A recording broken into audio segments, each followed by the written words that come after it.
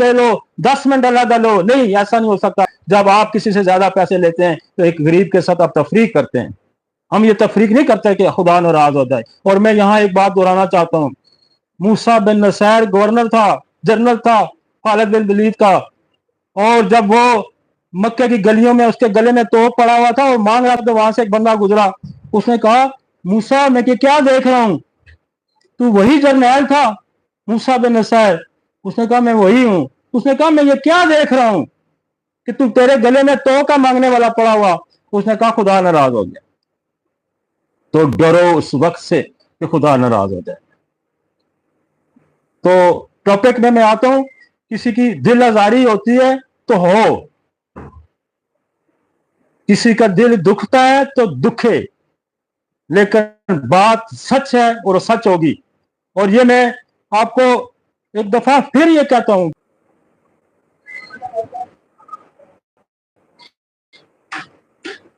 मेरे साथ जो फ्रोजम है वो 206 है।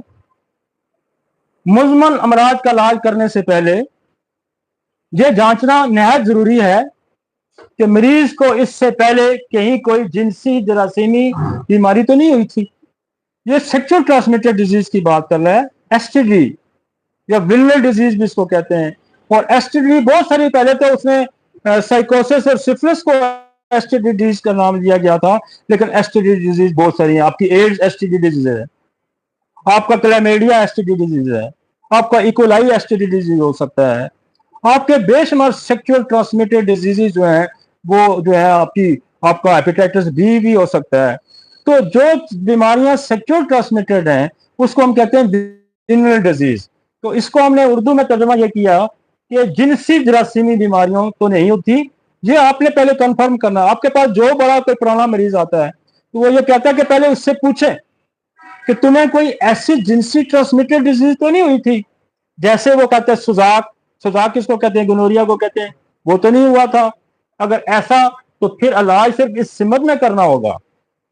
कहने का मकसद है फिर वो अलामात वाली कहानियां नहीं होंगी। आपने इलाज किसका करना है, गोनोरिया का करना होगा। और जब अलामात सिफिलिस की होंगी और गैर मामूली आच्छक वाले आबले की बीमारी, ये जिस्म के स्किन की शुरू से डिजीज बनती है, अगर ऐसी हुकूमत पहले से पाई जाती है और ऐसे मरीज जिनमें सोरा पाया जाता है, तो ये बात ध्यान में रखना चाहिए कि बाद अज़ल कबल, तो ये बात ध्यान में रखनी चाहिए कि बाद अज कर कबल, आगे बाद जिक्र, आगे कबल जिक्र, हाँ चला गया साथ पतीजी की। वो कहते हैं जब सिफिलिस के साथ बुनियादी जो मर्ज का सबब है सोरा, ये जब मिल जाता है तो कॉम्प्लिकेशन हो जाती है। जब महालज देखता है कि इसके सामने एक पुराना जिनसी जरासीमी बीमारी वाला केस है, ऐसे हम सिफिलिस के साथ सोरा की पेचीदगी जिसमें अंदरूनी खारिज पाई जाती है को ठीक करना पड़ता है। वो कहता है कि फिर सोरा को भी ठीक करें और फिर सिफिलिस को ठीक करें। ये मुजमन अमराज की बुनियादी वजह है। बाद औकात मुजमन अमराज में दोनों मियाज़म, तीसरे मियाज़म साजिकोस के साथ मिल जाते हैं। अब देखें कि वो कहता है कि बाद दफा दो दो मियाज़म इकट्ठे हो जाते हैं, बाद दफा तीन तीन इकट्ठे हो जाते हैं। ट्यूबरक्लोनियम में बोरक ये लिखता है, अगर आप उसकी रिलेशनशिप पढ़ें तो वो ये कहता है कि ट्यूबरक्लोनियम जो है वो काम नहीं करती। तो मैं क्या करता हूं कि मैं फिर थूजा देता हूं। थूजा इसलिए देता हूं कि जिस बंदे को वैक्सीन लगी होती है उस पर ट्यूबरक्लोनियम भी काम नहीं करती। फिर वो कहता है जब ट्यूबरक्लोनियम काम करते करते रुक जाती है और नहीं काम करती तो फिर मैं सिफिलिनियम देता हूं। फिर वो कहता है कि बाद दफा मिक्स इन्फेक्शन आ जाते हैं तो फिर मैं ट्यूबर के बाद न्यूमोकोक्सिन भी देता हूं, फिर मैं स्टेप्लोकोकस भी देता हूं, फिर मैं स्ट्रेप्टोकोकस भी देता हूं। तो अपने जहनों का, अपने अपने दिमागों का बूस्टर जरा बड़ा करें, इसको खोलें। वो एक रेडियो होता है ना, वो एक स्टेशन पकड़ता है, एक रेडियो होता है दो स्टेशन पकड़ता है, एक टीवी होता है जो एक जगह करो तो ऑन होता है, एक बूस्टर बड़ा लगा होता है उसके अंदर, वो 100 स्टेशन पकड़ता है। तो होम्योपैथी वाले को चाहिए कि अपने बूस्टर को छोटा ना रखें, इस बूस्टर को बढ़ाए। उसने एक नजरिया दिया। उसने क्या नजरिया दिया? उसने कहा कि बैक्टीरियोलॉजी की बात है, और बैक्टीरियोलॉजी जो है, वो जो साइकोसिस और सिफिलिस है, ये बैक्टीरिया है। उसने कहा कि ये जो बैक्टीरिया है, इसकी कॉम्प्लिकेशन दुनिया में क्रॉनिक डिजीज, एक नजरिया था भाई। फिर ट्यूबरक्लोसिस आई, फिर कार्सिनोसन आ गया, फिर स्टेफिलोकोकस आ गया, फिर स्टेप्टोकोकस आ गया, फिर इंट्राकोकस आ गया, फिर इकोलाई आ गया, एच पाइलोरी आ गया, क्लेमेडिया आ गया। वो भाई मेरे, ये उसी की इसको खोल दिया गया है। हमने उस सोच को, उस नजरिए को सही समझा, और जिस नजरिए को हमने सही समझा वो एन एनिमन का ही नजरिया था। और ये जो बदबख्त लोग हैं इस नजरिए को नहीं समझ पाए, क्योंकि इनके बूस्टर छोटे हैं, इनकी सोच छोटी है। इन पे बच्चा, जब वो जो मांगने वाले होते हैं ना, छोटे बच्चे को अगवा करके ले जाते हैं, तो फिर क्या करते हैं, उस पे सर पे लोहे का चढ़ा देते हैं। वो खोल इसलिए चढ़ा देते हैं कि इनके सर, तो ये सर छोटे सर हैं, इन पे लोहे के खोल चढ़े हुए थे, इनके अंदर बूस्टर बड़े छोटे हैं। अपने बूस्टर, हमने दुनिया में मुकाबला करना है एक साइंस का, तो हमने अपने दुनिया में मुकाबला करना है, तो हमने अपने सिस्टम को खोलना है। उस बुनियादी नजरिए को मद्देनजर रख के हमने सिस्टम को खोलना है। तो आज 200-250 से ज्यादा नसोड़ तैयार हो गया है। और अली ने कहा था अपनी जिंदगी में, उसने कहा था कि मेरे पास मसनूई बीमारियां बहुत थोड़ी हैं। मेरे पास जब मसनूई बीमारी दवाई को वो कहता था, तो मेरे पास जब मसनूई बीमारियां ज्यादा हो जाएंगी, मेरे पास क्रूर दवाइयां ज्यादा हो जाएंगी, तो मैं फिर ज्यादा लोगों का इलाज करना। अब ये सारी जिम्मेदारी उसने हम पे डाल दी थी कि मेरे आने वाले लोगों के पास बहुत सारी दवाइयां होंगी और फिर वो ज्यादा लोगों का इलाज करेंगे। तो हम उस सोच से, उस नेगेटिव सोच से हमें निकलना, और हमने दुनिया में ये साबित कर, वो आज तो हमारी सोच इतनी परवान चढ़ चुकी है, यकीन माने। मुझे आपको बताऊं कि एलोपैथिक डॉक्टर, कल परसों की भी बात है, मैंने किसी डॉक्टर का नाम नहीं लेता, उस खातून ने कहा, एक बहुत बड़ा स्किन से, उसने अपने ग्रास से मुझे सल्फर, मुझे सलाइना, मुझे फलां दवाइयां निकाल के दी कि ये ठीक करेंगी तुम्हें। जैसे कि हम कहेंगे जी हम तो मैक्रो ऑर्गेनिज्म को समझते ही नहीं, हम बात ही नहीं करते। लिहाजा जो बंदा माइक्रो ऑर्गेनिज्म पे बात नहीं करना चाहता, जो बंदा जेनेटिक्स पे बात नहीं करना चाहता, मत सुने उसको, वो आपको गुमराह करेगा। तो ये वही सोच है, ये इत्तेफाक से ये अफरोजम आ गया है, इत्तेफाक से, कि वो कहता है 3 डिजीजेस इकट्ठी हो जाती हैं, 3 डिजीजेस। और एक जगह वो कहता है कि ये बीमारियां जो है अपने अपने जिस्म के अंदर एरिया में तयन कर सकते हैं, ये मेरा एरिया है। बाद को लिवर की भी डिजीज होगी, बाद को किडनी में जाके बैठ जाएगी, बाद को दिल में बैठ जाएगी। वो कहता है एरिया डिफाइन कर लेती हैं, टेरिटरी बना लेती हैं। जैसे शेर टेरिटरी नहीं आता, इस एरिया में और कोई नहीं आ सकता। तो हमें एक वक्त में 3 बीमारियों को भी देखना है। ये जो कंसेप्ट है ना कि हम मरीज का इलाज करते हैं, ये कंसेप्ट होम्योपैथी का ही नहीं है। होम्योपैथी का ये कंसेप्ट ही नहीं है, ये लफ्ज नहीं, ये सेंटेंस नहीं, ये अफरोजम डॉक्टर अली का लिखा हुआ नहीं है। इसमें साइकोसिस क्या है? ये बैक्टीरिया है, गोनोकाई है। इसमें सिफिलिस क्या है? ये बैक्टीरिया है। तो ये डिजीज के नाम नहीं लिखे हुए।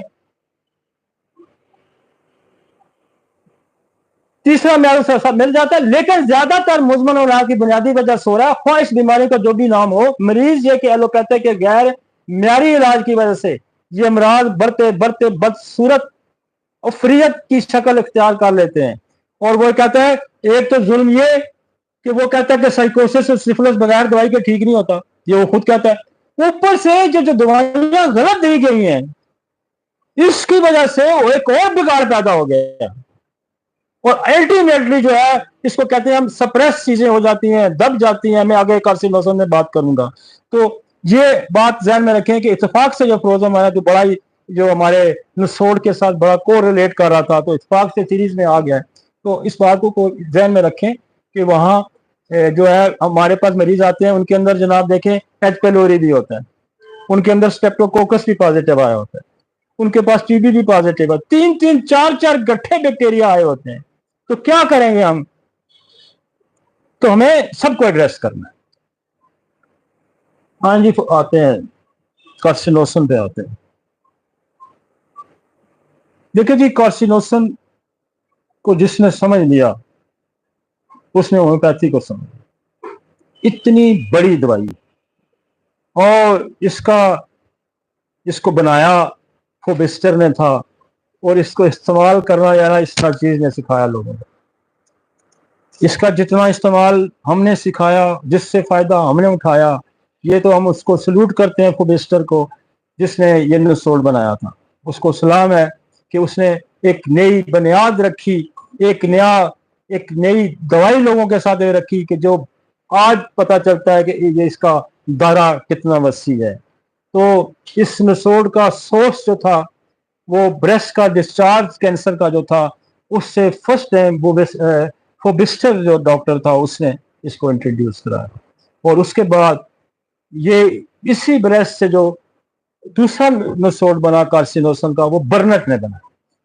तो ये पहले फोबिस्टर है और उसके बाद बर्नट है। तो इसलिए आपको बताना जरूरी समझता हूँ कि ये जो लोग हमारे पहले हमसे गुजरे हैं, इनका एहतराम, इनका नाम, इनकी इज्जत करना, इनके लिए दुआ करना, ये हम पे फर्ज है, ये हम पे लाजम है कि हम अपने जिससे हम सीखते हैं, जिससे हमें समझते हैं कि उसकी इज्जत करना, उसका एहतराम करना हम पे लाजम है। और फिर खुदा जो ऊपर देख रहा होता है आपको और इनायतें करता है। और वो लोग जो आपको किसी से सीखे हुए बंदे से जब अपना कद उससे ऊपर करने की कोशिश करते हैं तो खुदा गवाह यूं दबोचता है उसको, क्योंकि खुदा नेचर के खिलाफ जाने वाले को बड़ा रोकता है। क्योंकि ये इल्म किसने दिया? खुदा ने दिया। खुदा ने हमें सिखाया तो खुदा का एहतराम हम पे लाजम है। खुदा के जरिए जिससे हमने सीखा उसका एहतराम। इसका मतलब अगर हम उस बंदे का एहतराम नहीं करते जिसने आपको इल्म दिया, इसका मतलब आप खुदा का ख्याल नहीं करते। दुनिया के सारे उलूम किसने ट्रांसफर किए? खुदा ने ट्रांसफर किए। और खुदा के जरिए जिसके ट्रांसफर हुए, अगर आप उसकी इज्जत नहीं करते, आप उसको अदब नहीं देते, आप उससे अपने आप को बड़ा तस्वर करते हैं, तो फिर इसका मतलब है आप खुदा से भी नाउजुबिल्लाह अपने आप को बड़ा तस्वर करते। तो ये हमारा फर्ज बनता है। और मैं आपको बताऊं, वहां आमद आनी रुक जाती है। वो कहता है जिसने मेरे कानून की खिलाफवर्जी की, मैं उसकी नस्लें बर्बाद कर दूंगा। खुदा का इल्म ट्रांसफर हुआ हनीमन को, हनीमन ने इल्म में ट्रांसफर किया। तो हमें एहतराम जो हनीमन का करते हैं, बेसिकली हम खुदा का एहतराम करते हैं। फोबिस्टर ने हमें छोड़ दिया तो हम फोबिस्टर का एहतराम करते हैं, तो हनीमन का एहतराम करते हैं, तो फिर खुदा का एहतराम करते हैं। तो ये बात जहन में रख लें, होशियारी, चालाकी ये इल्म नहीं है। इल्म तो बड़ी सादगी, इनके सारी आजी, ये इल्म का नाम है। प्रोफेसर साथ लिखने से बंदा, मैं माजरत के साथ जो एक्चुअल प्रोफेसर है, बहुत सारे हमारे जिन्होंने 40-50 सर्विसेज करने के बाद, मेरा एक दोस्त है वो पीएचडी उसने की हुई है हदीस में, और अभी मुझे कहता है कि 20-25 साल के बाद मैं असिस्टेंट प्रोफेसर बनना। तो ये जो हमारे प्रोफेसर है ना, खुद नमाई, अब यार काम सीखें, अब काम सीखें। प्रोफेसर साथ लगाने से मैं तो हो सकता है कोर्ट में चला जाऊं, सारे में जो प्रोफेसर साहब लिखते हैं मैं बंद करा दूं, मैं इनको अदालतों में बुला लूं, मुझे ज्यादा ना छेड़ा जाए। कहां से तुम्हें डिग्रियां मिली हैं ये प्रोफेसर की? तो ना छेड़ा जाए हमें। कहां से तुम इंटरनेशनल स्कॉलर बन गए? ना छेड़ा जाए। मैं कोर्ट में भी खड़ा कर सकता हूं, मैं बंद करवा सकता हूं जबरदस्ती। इसलिए अपने किबले दुरुस्त कर लें। जब मैं बिगड़ जाऊंगा, मैं तो होम्योपैथी की सोचता हूं, मुझे ना बिगड़ने, मुझे अपने रास्ते पे चलने दें। हम लोगों की फलाह के लिए बात कर रहे हैं, हम चाहते हैं हमारे लोग सीखें। आप उनको रिट्रैक्ट करते हैं, आप उनको गलत चीजें बताते हैं। हम कहते हैं यार तुम सीखो, जेनेटिक्स सीखो। हम कहते हैं तुम माइक्रो ऑर्गेनिज्म सीखो, आप कहते हैं मत सीखो। बात होगी है। और मैं आप पर फर्ज है, जो लोग मुझे सुनते हैं उन पर फर्ज लाजम है, आग और होम्योपैथी के सिपाही हैं, आप हाथ रोके इनका, आप जबानें बंद करवाएं इनकी। जहां जहां आके ये लेक्चर देते हैं आप कहें मत बोलो, तुम्हारे पास नो एक्सपीरियंस, तुम्हारे पास नो इल्म। रोके इनको। ये रोकेंगे तो खुदा आपको खुश होगा, आपकी प्रैक्टिस में इजाफा होगा। और जदीद जो इल्म है हर आने वाला जदीद हम उससे मुस्तफीद होंगे, और जितने हम मुस्तफीद होंगे आपको ट्रांसफर करेंगे। आगे चलते हैं जी, नेक्स्ट स्लाइड। अच्छा, उसके बाद स्क्रीनम बनी। स्क्रीनम जो है ये भी ब्रेस्ट कैंसर से बना है, और ये भी बर्नेट का, ये इस पे इसने लिखा हुआ है, और बड़ी इसकी दो अलामत इसकी बड़ी बर्नेट ने प्रूव की थी। एक, इसने कहा था कि ये पेट के कीड़े जो किसी दवाई से निकलते नहीं, वो स्क्रीनम निकालते, और दूसरा ये जो है ये वेरिकोस के लिए उसने प्रूव की थी, वेरिकोस के इलाज। लेकिन हमने स्क्रीनम को ब्रेस्ट कैंसर में बहुत अच्छा मैंने यूज किया। मैं जो ब्रेस्ट कैंसर के अंदर कीड़े पड़ जाते हैं ना, इतनी इतनी सुंडियां पड़ जाती हैं, हम स्क्रीनम की एक एक डोज देते हैं तो सुंडियां अगले दिन गायब होती हैं। तो ये इसको हम डिटेल में मैं कितना पढ़ाऊंगा, मैं पहले थोड़ा सा हम आपको आके पहले ये समझाने की कोशिश करते हैं कि ये जो नसोड्स हैं, कार्सिनोसन की सीरीज तकरीबन कोई 25 के करीब ये नसोड हैं 4 के क्रॉप के। तो इस पे जब हम, और जब मैं आगे लेक्चर में निकलता जाऊंगा, तो पहले मैं आपको कोशिश मेरी ये होगी कि हम बुनियादी फलसफे को, सोच को, उसकी इसको समझें कि ये है क्या। एंथ्रेक्सिनम भी हमारा कैंसर नसोड है, और ये तिल्ली के कैंसर से बनता है, और ये इसकी अफादियत भी बहुत बड़ी है।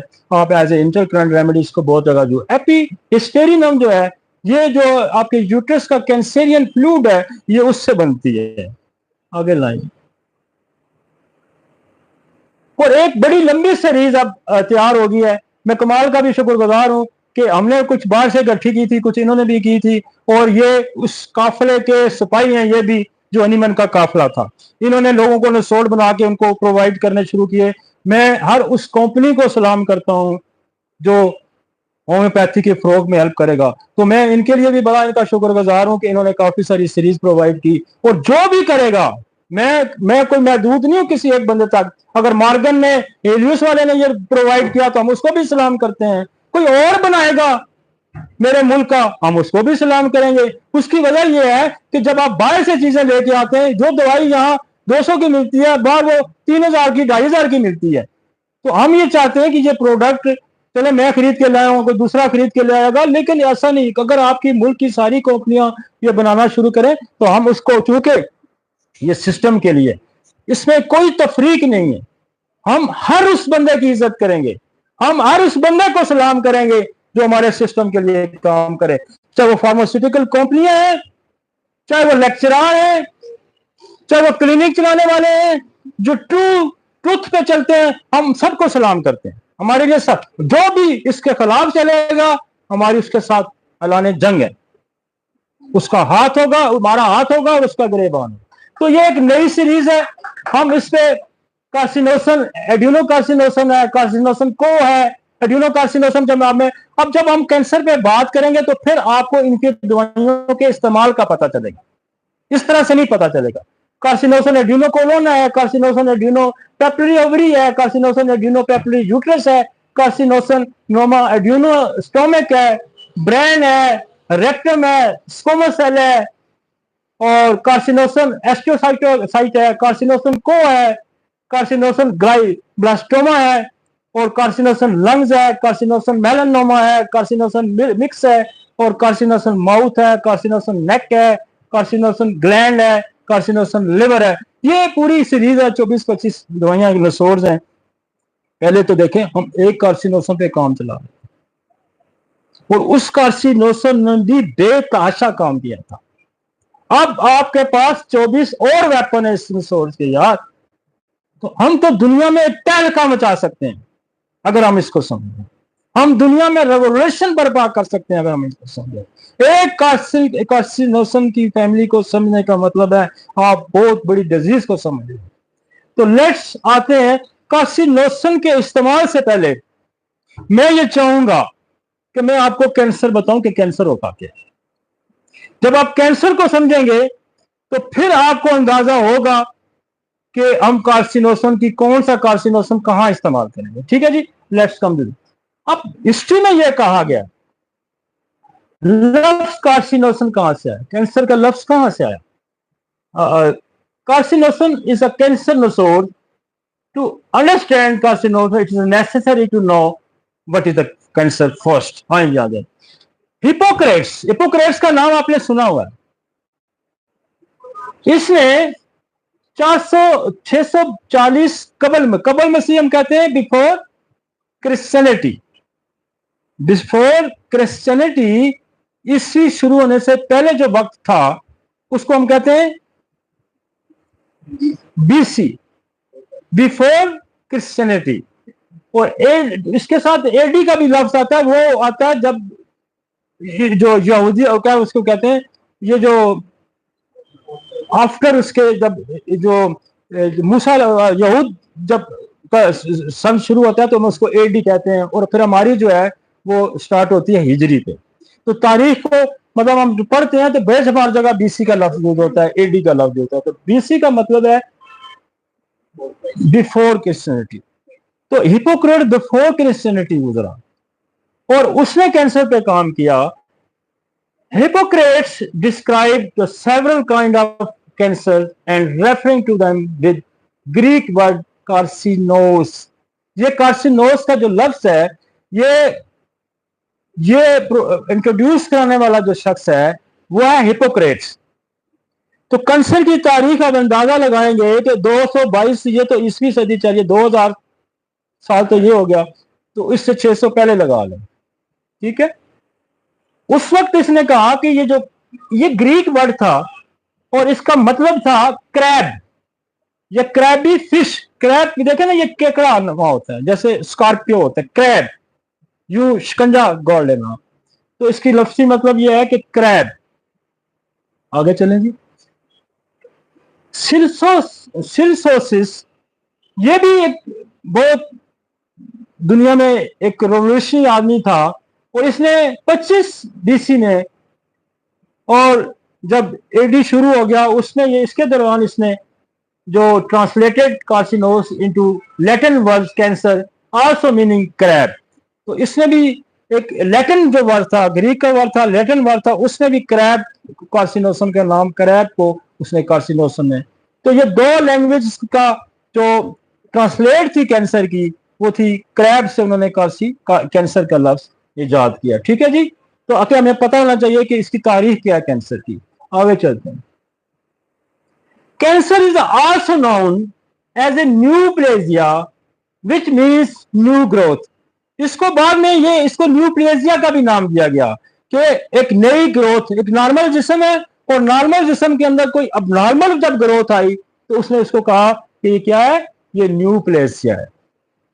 A malignant growth or tumor resulting from any uncontrolled division of the cell। एक सेल की डिवीजन होती है जो एक साइकिल होता है, जैसे स्किन के साइकिल में मैंने बात की कि महीने बाद टूटता है, 2 महीने बाद टूटता है। जैसे ब्लड के सेल 3 महीने बाद रिसाइकल होते हैं, नए ब्लड के सेल आते हैं। तो ये सेल सारे जो है इनका साइकिल होता है। तो कहता है ये साइकिल जो है ये ओवर प्रोडक्शन शुरू कर देता है, तो फिर हम कहेंगे ये कैंसरियन ग्रोथ शुरू होगी। तो cancer is abnormal mass of the tissue. किसी भी नॉर्मल स्मूथ का ये मसला है मेरा, इसके ऊपर कोई ग्रोथ आ जाती है तो उसको हम ये कहेंगे कि ये अबनॉर्मल ग्रोथ है। फिर हम इसको चेक करेंगे कि ये बिनाइन है या मैलिग्नेंट है, फिर हम उसकी आगे जाके तफरीक करें। तो cancer is abnormal mass of the tissue the growth of which exceed and is uncoordinate with the of the normal tissue. और ये आपके नॉर्मल टिश्यू से। तो पहला सवाल, जब किसी के बंदे के अंदर कोई नई तब्दीली आती है उसकी नॉर्मल ग्रोथ से, वो अपना अल्ट्रासाउंड कराता है तो कहते हैं लिवर, एक नॉर्मल लिवर था, इसके अंदर एक कोई फोड़ा बन गया, इसके अंदर सिस्ट क्रिएट होगी, इसके अंदर ट्यूमर क्रिएट हो गया, आपकी हड्डी पे कोई ग्रोथ आ जाती है, आपके मुंह पे कोई ग्रोथ आ जाती है, आपकी स्किन पे कोई ग्रोथ आ जाती है, आपके जैसे सिस्टम में कोई ग्रोथ आ जाती है, तो आपको कॉन्शियस हो जाना कि ये, अब फिर फर्दर उसकी एनालिसिस करेंगे कि या it is a benign growth और this is a malignant growth. तो ये ग्रोथ का हो जाना कैंसर, ये समझें कि फिर क्या है। आगे चलते हैं। अब मैकेनिज्म क्या है इस ग्रोथ का। खुदा ने तो जो आपकी जेनेटिक स्टडी बनाई है, जो आपके, आप देखें कि आपका एक सेल है, सेल का अंदर एक न्यूक्लियस है, एक आउटर लाइन है, एक सेल के अंदर एक न्यूक्लियस है, और उस न्यूक्लियस के बाद जो होता है वो आपका सारा ब्लड फ्लूइड पड़ा होता है, जिसको प्लाज्मा कहते हैं। उसके अंदर एक न्यूक्लियस है, जैसे किले की दीवार है, उस न्यूक्लियस के अंदर एक डीएनए पड़ा हुआ, वो धागे की तरह होता है और इतना बारीक है कि माइक्रोस्कोप के जरिए डीएनए को देखा जाता है। उस डीएनए पे 3.2 बिलियन 30 अरब 20 करोड़ कुछ स्टेप्स हैं, सीढ़ियां बनी हुई हैं। आप अगर डीएनए का स्ट्रक्चर देखें तो ऐसे जैसे सीढ़ियां होती हैं ऐसे स्टेप्स है। तो 3.2 बिलियन 3 अरब 20 करोड़ वो इसका स्ट्रक्चर है। उसके अंदर 23 क्रोमोसोम है और कोई 30,000 के बहुत जीन्स हैं। अब कैंसर या कोई भी नॉर्मलिटी बनती है, हम कैंसर के जीन का डिस्कस करेंगे, लेकिन इन 30,000 जीन पे अगर कोई भी तब्दीली आती है तो आपकी बॉडी का कोई भी फंक्शन खराब हो सकता है। ठीक है, मसलन पैदा होने वाला बच्चे, उसका अगर कान के अंदर जो जीन काम कर रहा है तो उसका कान का सुनने का निजाम ही नहीं डेवलप होगा। तो इसका मतलब है उसके जो डीएनए पे जो कान को कंट्रोल करने वाला जीन है वो या तो उस पर मोटेशन आ गई या बनाएंगे।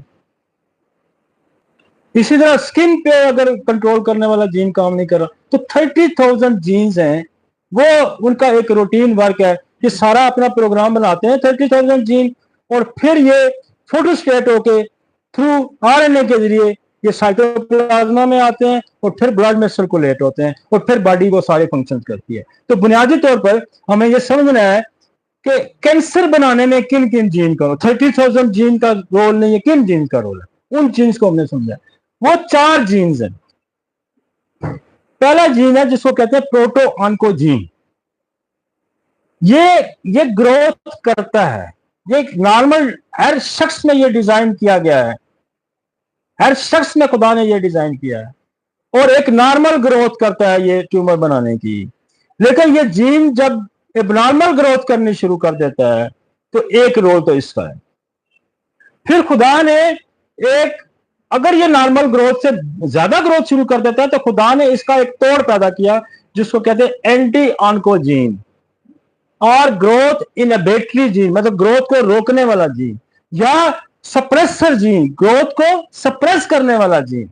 ये भी डिजाइन है। अब फिर ये एक्टिव हो जाता है और उसकी जो ग्रोथ है उसको रोकता है। हाँ, वो उसकी ग्रोथ को, तो ये आपके ध्यान में एक तो ग्रोथ, सिंपली एक ग्रोथ करता है। आप ये कहें एक नेकी का फरिश्ता है, एक बदी का फरिश्ता है। तो जब बदी का फरिश्ता काम ज्यादा तेज करता है तो नेकी वाला उसको रोकता है। आप यूं भी इसको समझ सकते हैं।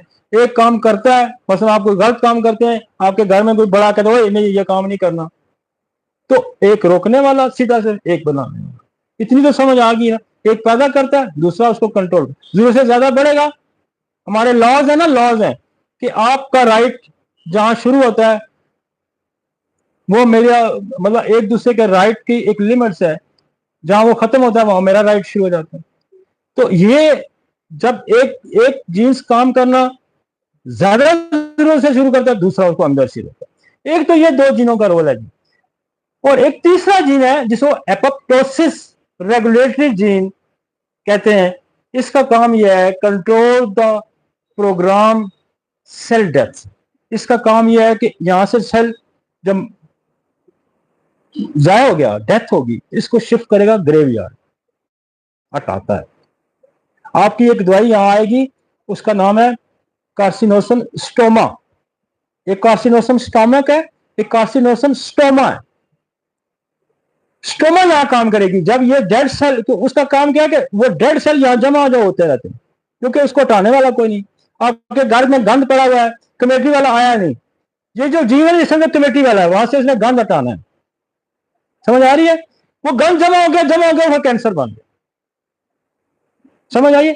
तो उसके लिए वो आपकी दवाई है कार्सिनोसम स्टोमा, STROMA, स्टोमा। तो ये एक हमारे पास और जीन्स काम करता है जिसका काम है डीएनए के अंदर कोई भी खराबी पैदा हो तो इस डीएनए को वो ठीक करता है। और याद रखें, डीएनए को ठीक करता है कार्सिनोसम भी, और डीएनए को एक्सरे भी बड़ा अच्छा ठीक करता है, डीएनए को सोल भी बड़ा अच्छा ठीक करता है। तो डीएनए की तो को ताकत, उसकी खराबी को दूर करना जो है वो हमारा ये जो डीएनए रिपेयरिंग जीन है, अगर इनमें से कोई जीन भी के ऊपर मुटेशन क्या होती है कि मेरा ये फंक्शन है, मैं यहां से बाहर जा रहा हूं, मैं यहां से अंदर आ जा रहा हूं, मैं अपने क्लिनिक पे काम करूं, ये this is the normal function, मुझे कोई यहां रिस्ट्रिक्ट कर देता है, मेरे गिर बाहर लगा देता है, मेरे जेल में डाल देता है, मुझे रिस्ट्रिक्ट कर दिया जाता है कि मैं अपना नॉर्मल फंक्शन ना करूं, दिस इज द मोटेशन। कि जीन्स के ऊपर एक जाल बन गया और जीन अपना फंक्शन रोक दिया उसने। मतलब मैं बड़ा बात आपको समझ आ रही, मैं बड़े उस हर अंदाज से समझाने की कोशिश करूं, और बहुत आसान सा सिंपल सा है। मुझे कल भी एक बंदा कहता आप इतनी आसानी से समझाते हैं, हमें समझ आती है, वो डॉक्टर नहीं है, आम बंदे, वो कहते समझ आ जाती।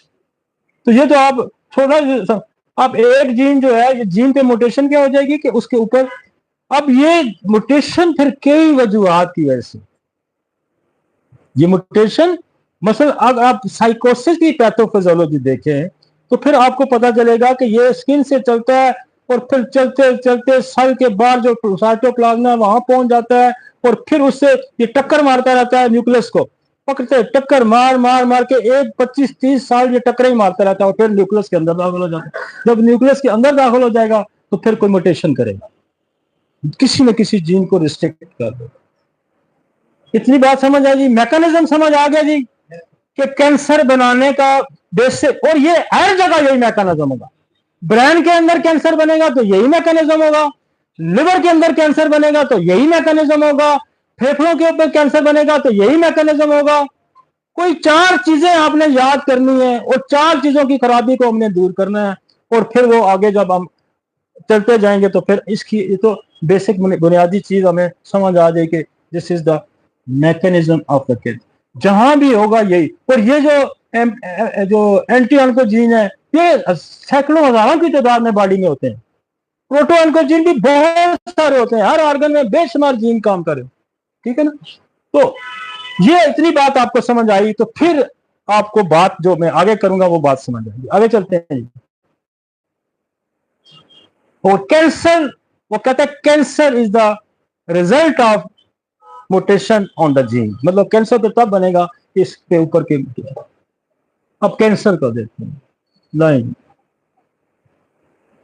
कैंसर में be classified bye their primary site of the cancer. हमें कैसे जज करना, एक तो होता है कि यहां एक ट्यूमर बन गया, this is the primary site, फिर ये बन के यहां आ गया, this is the secondary site, जिसको आपने कहा है कि मेटास्टेसिस, कि ओरिजिनेट कहां से हुआ।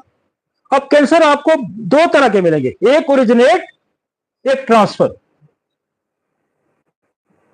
तो ये बात को समझाने की कोशिश कर रहा है, by their primary site of the origin and by histologically और टिश्यू टाइप। फिर वो टिश्यू को भी हम समझेंगे कि ये जो कैंसर है ये एपिथेलियल कैंसर है, और ये कहां जाता है, फिर ग्लैंड का कैंसर है, कहां का कैंसर है, वो फिर कहता है कि इसको हम क्लासिफाइड कर। फिर क्लासिफिकेशन बाय ग्रेडिंग होती है कि ये किस ग्रेड में है, उसको भी हम डिस्कस। फिर क्लासिफिकेशन बाय स्टेज होती है, ये पहले छोटा सा था, फिर इसने फिर उस ऑर्गन छोटे से में पड़ा होता, फिर अपने इसने इर्द गिर्द के टिश्यू को पकड़ लिया, फिर और बड़ा इसने और दायरा फैल लिया, फिर दूसरे ऑर्गन तक चुट गया। तो दिस इज द स्टेजेस 1 2 3 4। आपके पास लिखी रिपोर्ट आती है स्टेज 3 कैंसर है, स्टेज 2 कैंसर है, स्टेज 1 कैंसर है। तो फिर आप इसकी वो जो सिविरिटी है उससे अंदाजा लगाएंगे कि ये आप अपने ऑर्गन से निकल चुका है, ये आप फैलना शुरू हो। तो स्टेज 1, स्टेज 2, स्टेज 3, स्टेज 4।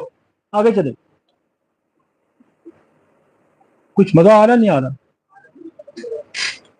अब वो क्लासिफिकेशन ऑफ कैंसर आगे कर रहा है कि based on the tissue origin, एक हम टिश्यू को ओरिजिनल बेस करेंगे, जैसे कार्सिनोमा है, सार्कोमा है, ल्यूकीमिया है, लिम्फोमिया है, सेंट्रल नर्व सिस्टम का कैंसर है। तो ये क्लासिफिकेशन विद द टिश्यू है। अब हमारा ये जो कार्सिनोमा है ना, जिसको आप कार्सिनोमा कहते हैं, ये बेसिकली स्किन का कैंसर है, ये स्किन का कैंसर है। और इसी तरह सार्कोमा है, ये कनेक्टिव टिश्यू और बोन का हो जाता है। ल्यूकीमिया जो होता है वो हमारा ब्लड के बोन मैरो का कैंसर होता है। तो वो ये कह रहा है कि हम क्लासिफिकेशन करते हैं टिश्यू लेवल पे। इसी तरह based on the cell level, germ cell tumour है, ब्लोस्टोमा सेल है, इसी तरह based on the degree of the malignancy, benign tumour है, एक बिनाइन सादा ट्यूमर है और एक कैंसर ट्यूमर। आगे चलें और थोड़ा सा इसको मैं क्लियर करता हूं। अब based on the tissue type cancer may be classified into the 6 major category. 6 major category हैं जी कैंसर की, 6। पहली क्या है? कार्सिनोमा है। दूसरी क्या है? सार्कोमा है। तीसरी क्या है? माइलोमा है। चौथी क्या है? ल्यूकीमिया है, लिम्फोमा है और मिक्स टाइप्स है। आपको ये 6 कैटेगरीज है, मेन 6 कैटेगरीज जो कैंसर जिसको हम लेबल करेंगे। जहां आपके पास लिखा होगा कार्सिनोमा तो इसका मतलब है कैंसर, जहां लिखा होगा सार्कोमा इसका मतलब है कैंसर, जहां लिखा होगा माइलोमा इसका मतलब है कैंसर, जहां लिखा होगा ल्यूकीमिया इसका मतलब है कैंसर, जहां लिखा होगा लिम्फोमा इसका मतलब है कैंसर, और फिर मिक्स टाइप्स ऑफ कैंसर। अब आपको थोड़ा सा ये डिस्कस करते हैं what is the carcinoma, what is the sarcoma. आगे आएंगे अगली स्लाइड में। अब कार्सिनोमा क्या है? Carcinoma is the most common type of the cancer according to 80 to 90%। आप कहेंगे स्किन तो सारी बाहर पड़ी है तो 80-90% ये कैसे हो गया? Carcinoma is the most common type of cancer according to for 80 to 90% all cancer diagnosis carcinoma form in epithelial tissue. अब ये जो हमारी लेयर है this is the epithelial tissue, और ये लेयर एक्सटर्नल भी है और ये लेयर एक्सटर्नल। आपके जितने ऑर्गन्स हैं, आपका हार्ट उसकी कवरिंग लेयर किससे है? एपिथेलियल। आपका लंग्स उसकी कवरिंग लेयर किसकी है? एपिथेलियल की।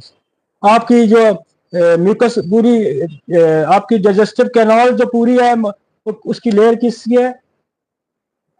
अच्छा, आपके गुर्दों के ऊपर कवरिंग किसकी है? एपिथेलियल की। तो ये अब देखें that the your organ internal passage in the your body and your skin, ये सारी यही लेयर है। तो जब आप पढ़ेंगे ना कार्सिनोसन मेलानोमा को, तो फिर आपको जब उसका इस्तेमाल करेंगे तो फिर आप इस कार्सिनोमा को समझेंगे। आगे समझ? क्या लोग पूछते हैं हम कार्सिनोमा मेलानोमा कहां इस्तेमाल करेंगे, तो उसको क्या समझना पड़ेगा? उसको कार्सिनोमा समझना पड़ेगा। तो carcinoma is the most common, और ये सबसे बड़ा कैंसर है बॉडी के अंदर। कि ये जो आपकी एपिथेलियल लेयर है ये कहां नहीं है, ये तो पूरी बॉडी की कवरिंग लेयर सारी यही बनाती है, हार्ट की, फेफड़ों की, गुर्दे की, यूट्रस की, हर जगह ये कवरिंग लेयर। इसका मतलब है कि आपको कार्सिनोमा मेलानोमा को ज्यादा समझना पड़ेगा। आप समझ? जहां आपका एपिथेलियल कैंसर आएगा तो फिर कार्सिनोमा मेलानोमा। वो कहते हैं carcinoma appear as the tumor that may be formed on your skin or in your lungs, breast, prostate, colon, kidney, pancreas and etc. अब बात समझ आएगी कि इसका मतलब है कि कार्सिनोमा जो मेलानोमा बना है, जिनोसोल बना है, इसका फंक्शन बहुत ज्यादा है, और हमारे लोगों को कार्सिनोमा मेलानोमा का फंक्शन ही नहीं पता। आज समझ लग रही है कि आपने कार्सिनोमा मेलानोमा कहां इस्तेमाल करना। फेफड़ों के ऊपर भी कैंसर बनता है, लिवर के ऊपर बनता है। तो आपको इसको जब हिस्टोपैथोलॉजी कराते हैं तो उसमें लिखा आएगा, कार्सिनोमा ऑफ लिवर, उस पर लिखा हुआ कार्सिनोमा ऑफ दी स्टोमक। जब ये लिखा आएगा तो यह समझें कि ये स्किन का कैंसर फैल के वहां पहुंचा है। जब लिखा होगा एडिनोकार्सिनोमा तो फिर क्या होगा? एपिथेलियल के साथ ग्लैंड टिश्यू इन्वॉल्व हो गए, फिर और बढ़ गया। फिर जहां एडिनोकार्सिनोमा आएगा तो फिर कौन सी दवाई इस्तेमाल होगी? कार्सिनोसन एड्यूनम। समझ आ रही है जी? तो सवालों का जवाब मैं दे रहा हूं लोगों में। मजा आ रहा है ना? कि आपके पास इतनी फौज इकट्ठी होगी है कार्सिनोसन की, तो आपने कहां इस्तेमाल करनी है। और मैं बड़ा सिंप्लीफाई करके बता रहा हूं। आपके पास टेस्ट आएगा, जैसे मैंने कहा था ना कि नसोल को इस्तेमाल करने का क्या तरीका है, तो मैंने कहा था आप वो कराएं, कल्चर कराएं। अब कैंसर के इस्तेमाल को कार्सिनोसन के इस्तेमाल का करने का तरीका कि आपको हिस्टोपैथोलॉजी की, और हिस्टोपैथोलॉजी आपको मैक्सिमम 90% से अबव लोग आपके पास करा के आए होते हैं, उनके पास रिपोर्ट मौजूद होती है। आपने वो रिपोर्ट पढ़नी है तो उस पर देखना है कि कौन सा कैंसर इसने लिखा है।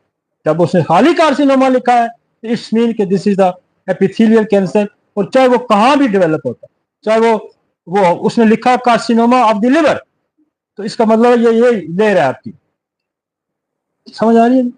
जरूरी है कि वो स्किन का कैंसर हो, वो कहीं उसके साथ जब वो हिस्टोपैथोलॉजी करेगा, जब उसका टेस्ट करेगा तो देखेगा कि ये सेल कौन सा है, उस सेल से अंदाजा लगाएगा कि ये कार्सिनोमा है, और ये कार्सिनोमा जैसे कि स्किन का कैंसर है। साथ तो अगर लिख देता है कि कार्सिनोमा विद लिवर है, तो फिर ये आप समझ लें कि ये वहां पर। ठीक हो गया जी, इतनी बात क्लियर होगी। नेक्स्ट, अब वो कहता है, मैं एक फिर हम इसको समझाते हैं। Epithelial surface, epithelium, surface of epithelium, इसका जो कैंसर बनेगा इसको हम कहेंगे कार्सिनोमा। ठीक हो गया जी। अब हमारे कनेक्टिव टिश्यू है, कनेक्टिव टिश्यू जो है, जैसे ये बोन है, ये बोन के साथ आपके लिगामेंट्स हैं, ठीक है, तो this is the connective tissue, इसको फेब्रोस कहते हैं, और इससे जो कैंसर बनेगा इसको कहते हैं फेब्रोसार्कोमा। तो ये कनेक्टिव टिश्यू जहां जहां जोड़ आपसे एक से जुड़ता है वहां कनेक्टिव टिश्यू है, समझ आ गई जी। पता कहते हैं यहां टिश्यू डेवलप हो गया हो कैंसर, जहां जहां अपना कनेक्टिव मसल और बोन के साथ जो जोड़ है इसको कहते हैं कनेक्टिव टिश्यू, वहां जो ट्यूमर बनेगा इसको कहेंगे फेब्रोसार्कोमा। समझ आ रही है जी। अब इसके नीचे वो यही कनेक्टिव टिश्यू आगे बोन भी आ गई, तो बोन का जो कर्सर बनेगा उसको कहेंगे ऑस्टियोसार्कोमा। तो यहां कौन सी दवाई इस्तेमाल होगी? कार्सिनोसन ऑस्टियो, और कार्सिनोसन ऑस्टियो कनेक्टिव टिश्यू पे भी काम करती है, फेब्रोसिस पे भी। तो ये आपने उठा के आप इसको भूल जाएं, आप कार्सिनोसन जो जो मेलानोमा इसको आप भूल जाएं, आप फिर इस कनेक्टिव पे आना है, ठीक है जी। आपने फिर ऑस्टियो कार्सिनोसन ऑस्टियो आपने यूज करना, ठीक है जी। अब स्मूथ जो मसल है हमारा, ये स्मूथ मसल है, अब इसके अंदर स्टेटेड मसल्स है या फैट्स है, इसके अंदर जो बनता है इसको ल्यूमायोसार्कोमा कहेंगे, और रेब्डोमायोसार्कोमा कहेंगे। आपके पास, अब इसको हम जज करेंगे कि हमारे पास जो कैंसर, मसल के कैंसर की कौन सी दवाई है, ठीक है जी। तो वो कार्सिनोसन जब हम इसको डिटेल पढ़ेंगे, लेकिन मैं कोशिश ये मैं करूं कि मैं आपको बेसिकली कैंसर की इकसाम समझा दूं। जब आप कैंसर की इकसाम समझ जाएंगे तो दवाई, बाद दवाइयां उसके नाम से भी है, क्यों जी। और फिर इसके पीछे बहुत सारी और कहानी चलेगी। मसलन स्किन का कैंसर है, तो स्किन के कैंसर की बुनियादी दवाइयां भी आपको खुदा ने उसमें दी हुई हैं, मिनरल में दी हुई हैं, प्लांट में दी हुई हैं। जैसे स्किन कैंसर में काली साल बहुत बड़ी दवाई है, स्किन कैंसर में आपके पास थूजा बहुत बड़ी दवाई है, स्किन कैंसर में आपके पास जिकोरेटी है। तो ये कार्सिनोसन जो है ये मदर ऑफ भी है उसका मेडिसिन, कि कोई दवाई जब स्टेजेस में गुजारेगी तो फिर एंड कार्सिनोसन पे जाएगी। यहां से बेलाडोना चली, कल्केरिया कार बनी क्रॉनिक, कल्केरिया कार के बाद फिर कार्सिनोसन आ गई। यहाँ ब्रांड एग्नेशिया चली, एग्नेशिया के बाद नेट्रोमेर चली, नेट्रोमेर के बाद एसिड फास चली, एसिड फास के बाद ओरोमेर चली, और फिर ये काम जब छोड़ देंगी तो फिर कार्सिनोसन आ गई। ये लड़ियां इधर से चल के इधर, मतलब आप एक दायरा है यूं, और यूं शाखें सारी आके इस दायरे के ऊपर आके खत्म हो रही। जितनी बीमारियां हैं, जितनी बीमारियां, जितनी दवाइयां हैं, वो अल्टीमेटली इस दायरे के अंदर कार्सिनोसन के ऊपर, कैंसर पे आ जाएगी, समझे। ये देखें ना, एक दायरा है, एक दायरा है, मतलब ये क्लिनिक को दायरा समझ लें, इधर से भी ट्रैफिक आ रही, उधर से भी ट्रैफिक आ रही, उधर जैसे चौक होता है, जैसे कैपिटल होता है, कैपिटल से लिंक है पूरा मुल्क। तो का जो नसोड है, ये लिंक है सारी बीमारियों के साथ, ये लिंक है सारी डिजीजेस के साथ। अब समझ आ रही? मैं और आसान कर दूं, this is the capital with the link, Phalia tehsil नल भी है, लाहौल नल भी है, उधर भी है, सारा कनेक्टिवली अल्टीमेटली कंट्रोल खत्म जब होता है तो फिर मरकज से रजू किया। लोकली दवाइयां जब अपना मसला हल नहीं करेंगी तो फिर मरकज से हम रजू करेंगे, वो और फोर्स भेजेगा। This is the big force. आप कार्सिनोसम को समझेंगे, बिग फोर्स। मतलब मैं ये आपको समझा दिया कि ये एक सूरज है, उसके सारे शुआएं यहाँ नहीं करेंगे, और अल्टीमेटली हर दवाई, चाहे वो आप अगर साइना को देखेंगे, आप मेडोरिनम को देखेंगे, उसके अंदर भी कार्सिनोसम की सिम्टम होती है। मतलब ये नीच चेस्ट पोजीशन में डोरिनम का मरीज रखता है, ये नीच चेस्ट पोजीशन साइना का मरीज रखता है, और ये नीच चेस्ट पोजीशन कार्सिनोसम का मरीज रखता है। तो समझ आ गई? एट द एंड इसमें पहुंचना है। अच्छा, जो फैट का बनता है इसको लाइपोसार्कोमा कहते हैं। इधर यार कुछ इधर आ जाओ। जो फैट्स का बनता है इसको क्या कहेंगे? ये भी कलेक्टिव टिश्यू है। ये कलेक्टिव टिश्यू की कैटेगरीज आ गई हैं, फेब्रोस, बोन, स्मूथ मसल और फैट। इसको कहेंगे लाइपोसार्कोमा। इसको क्या कहेंगे? लाइपोस। अब एक लिम्फाइड है, लिम्फाइड ये सेल है, और ये कहां जनरेट होता है? बोन मैरो बनाती है। अब ये ब्लड के अंदर आ गया। बोन मैरो क्या बनाता है? आप सारा ब्लड जो बनता है सारा बोन मैरो बनाता है। तो बोन मैरो के अंदर जो लिम्फोइड के अंदर अगर प्रॉब्लम पैदा हो जाता है तो ये हाइपर हो जाता है, और इससे व्हाइट ब्लड सेल जो ज्यादा बनने शुरू होते हैं, this is called the leukaemia. तो ये कहां खराबी हुई? लिम्फाइड के अंदर हुई। लिम्फाइड कहां पाया जाता है? ये बोन मैरो के अंदर पाया जाता है, और बोन मैरो के अंदर लिम्फाइड पाया जाता है। और इसी के अंदर जो एक और है, Hodgkin and non Hodgkin lymphoma. आपका एक कैंसर जो है, वो जो उसको कहते हैं ना, एक ये एक कार्सिनोसम की एक, आगे मैं आऊंगा तो पढ़ाऊंगा, एक एक नसोड इसका भी बना हुआ है कार्सिनोसम का। अब ये ब्लड के अंदर सारे प्रॉब्लम है। प्लाज्मा सेल, प्लाज्मा जो है हमारा, जो ब्लड के अंदर प्लाज्मा होता है, उसके अंदर जो कैंसर बनता है, इस सेल्स की प्रोफिलेशन, वो कहते हैं मल्टीपल माइलोमा। तो कार्सिनोसम माइलोमा जो होगी वो यहां काम करेगी।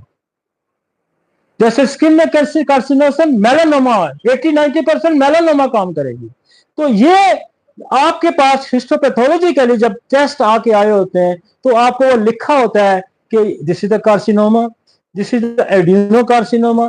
कार्सिनोमा स्किन हो गया, एडिनो जब ग्लैंड के साथ स्किन मिल गई तो एडिनो हो गया, और ये इसका नसोड आपके पास मौजूद है।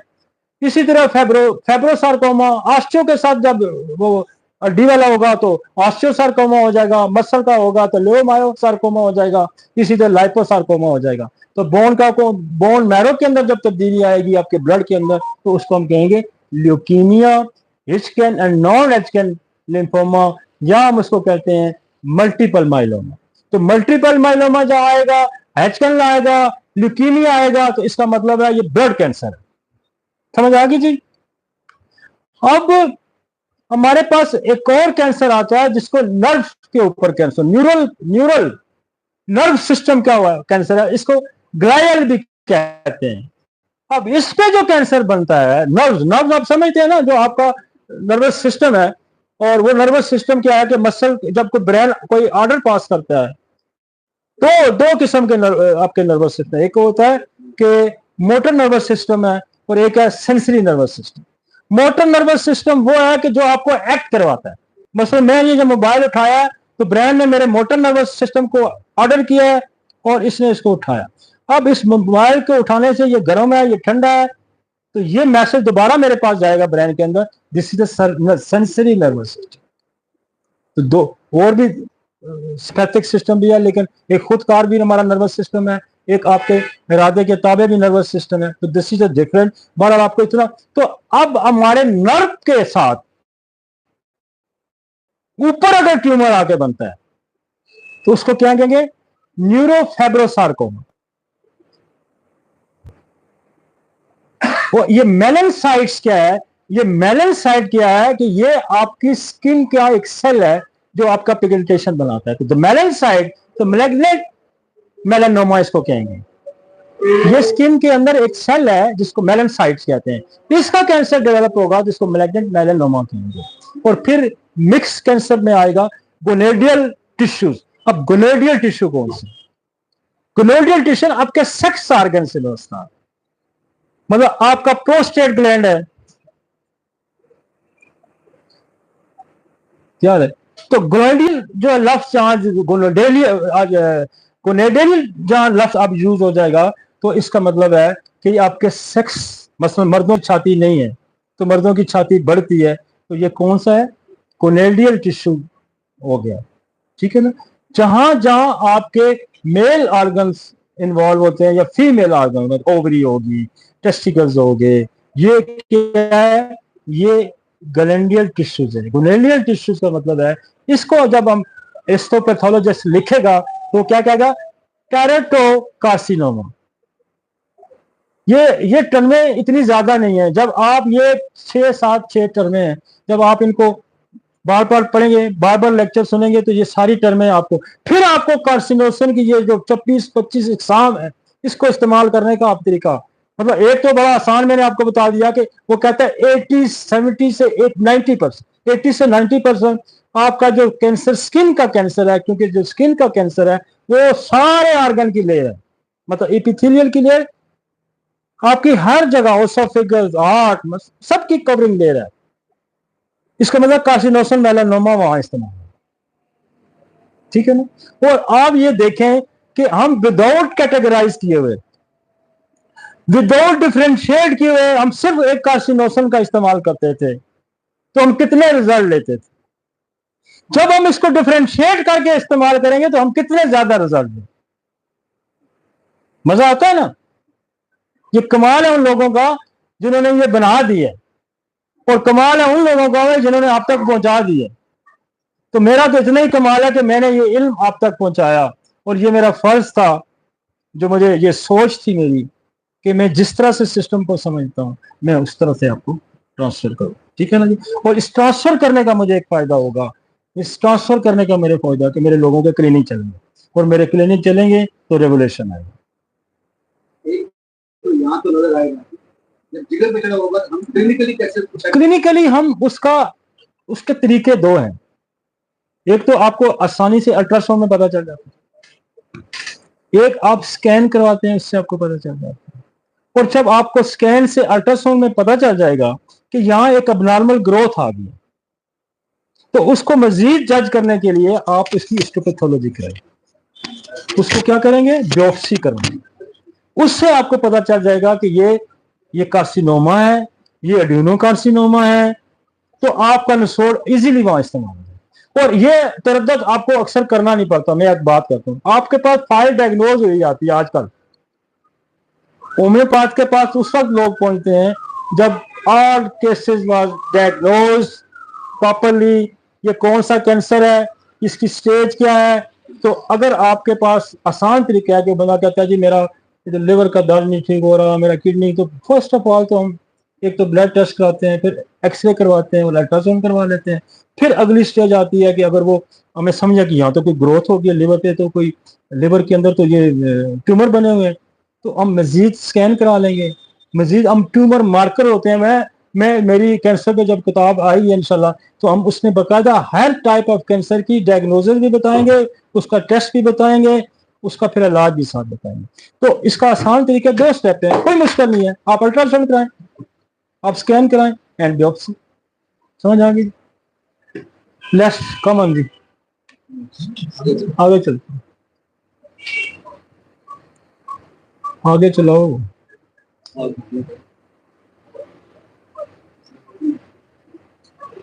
अब यहां आ गया। अब देखें हम इसको और क्लैरिफाई करते हैं। टाइप ऑफ टिश्यू क्या है? Epithelial tissue. अब आपको वो कह रहा है कि जो एपिथेलियल टिश्यू है ये लाइनिंग है। एपिथेलियल लाइनिंग क्या है? पूरे बॉडी के एक्सटर्नल लाइनिंग है और तमाम ऑर्गन के ऊपर लाइनिंग है। आगे भी मैं बता चुका हूँ, लिवर के ऊपर जो कवरेज है इसकी है, हार्ट के ऊपर इसकी है, ओसोफेगस पे इसकी है। जितने भी आपके ऑर्गन्स हैं उनको एपिथेलियल लेयर कवर करती है। और ये अगर बिनाइन है तो इसको हम कहते हैं पेप्लाइलोमा।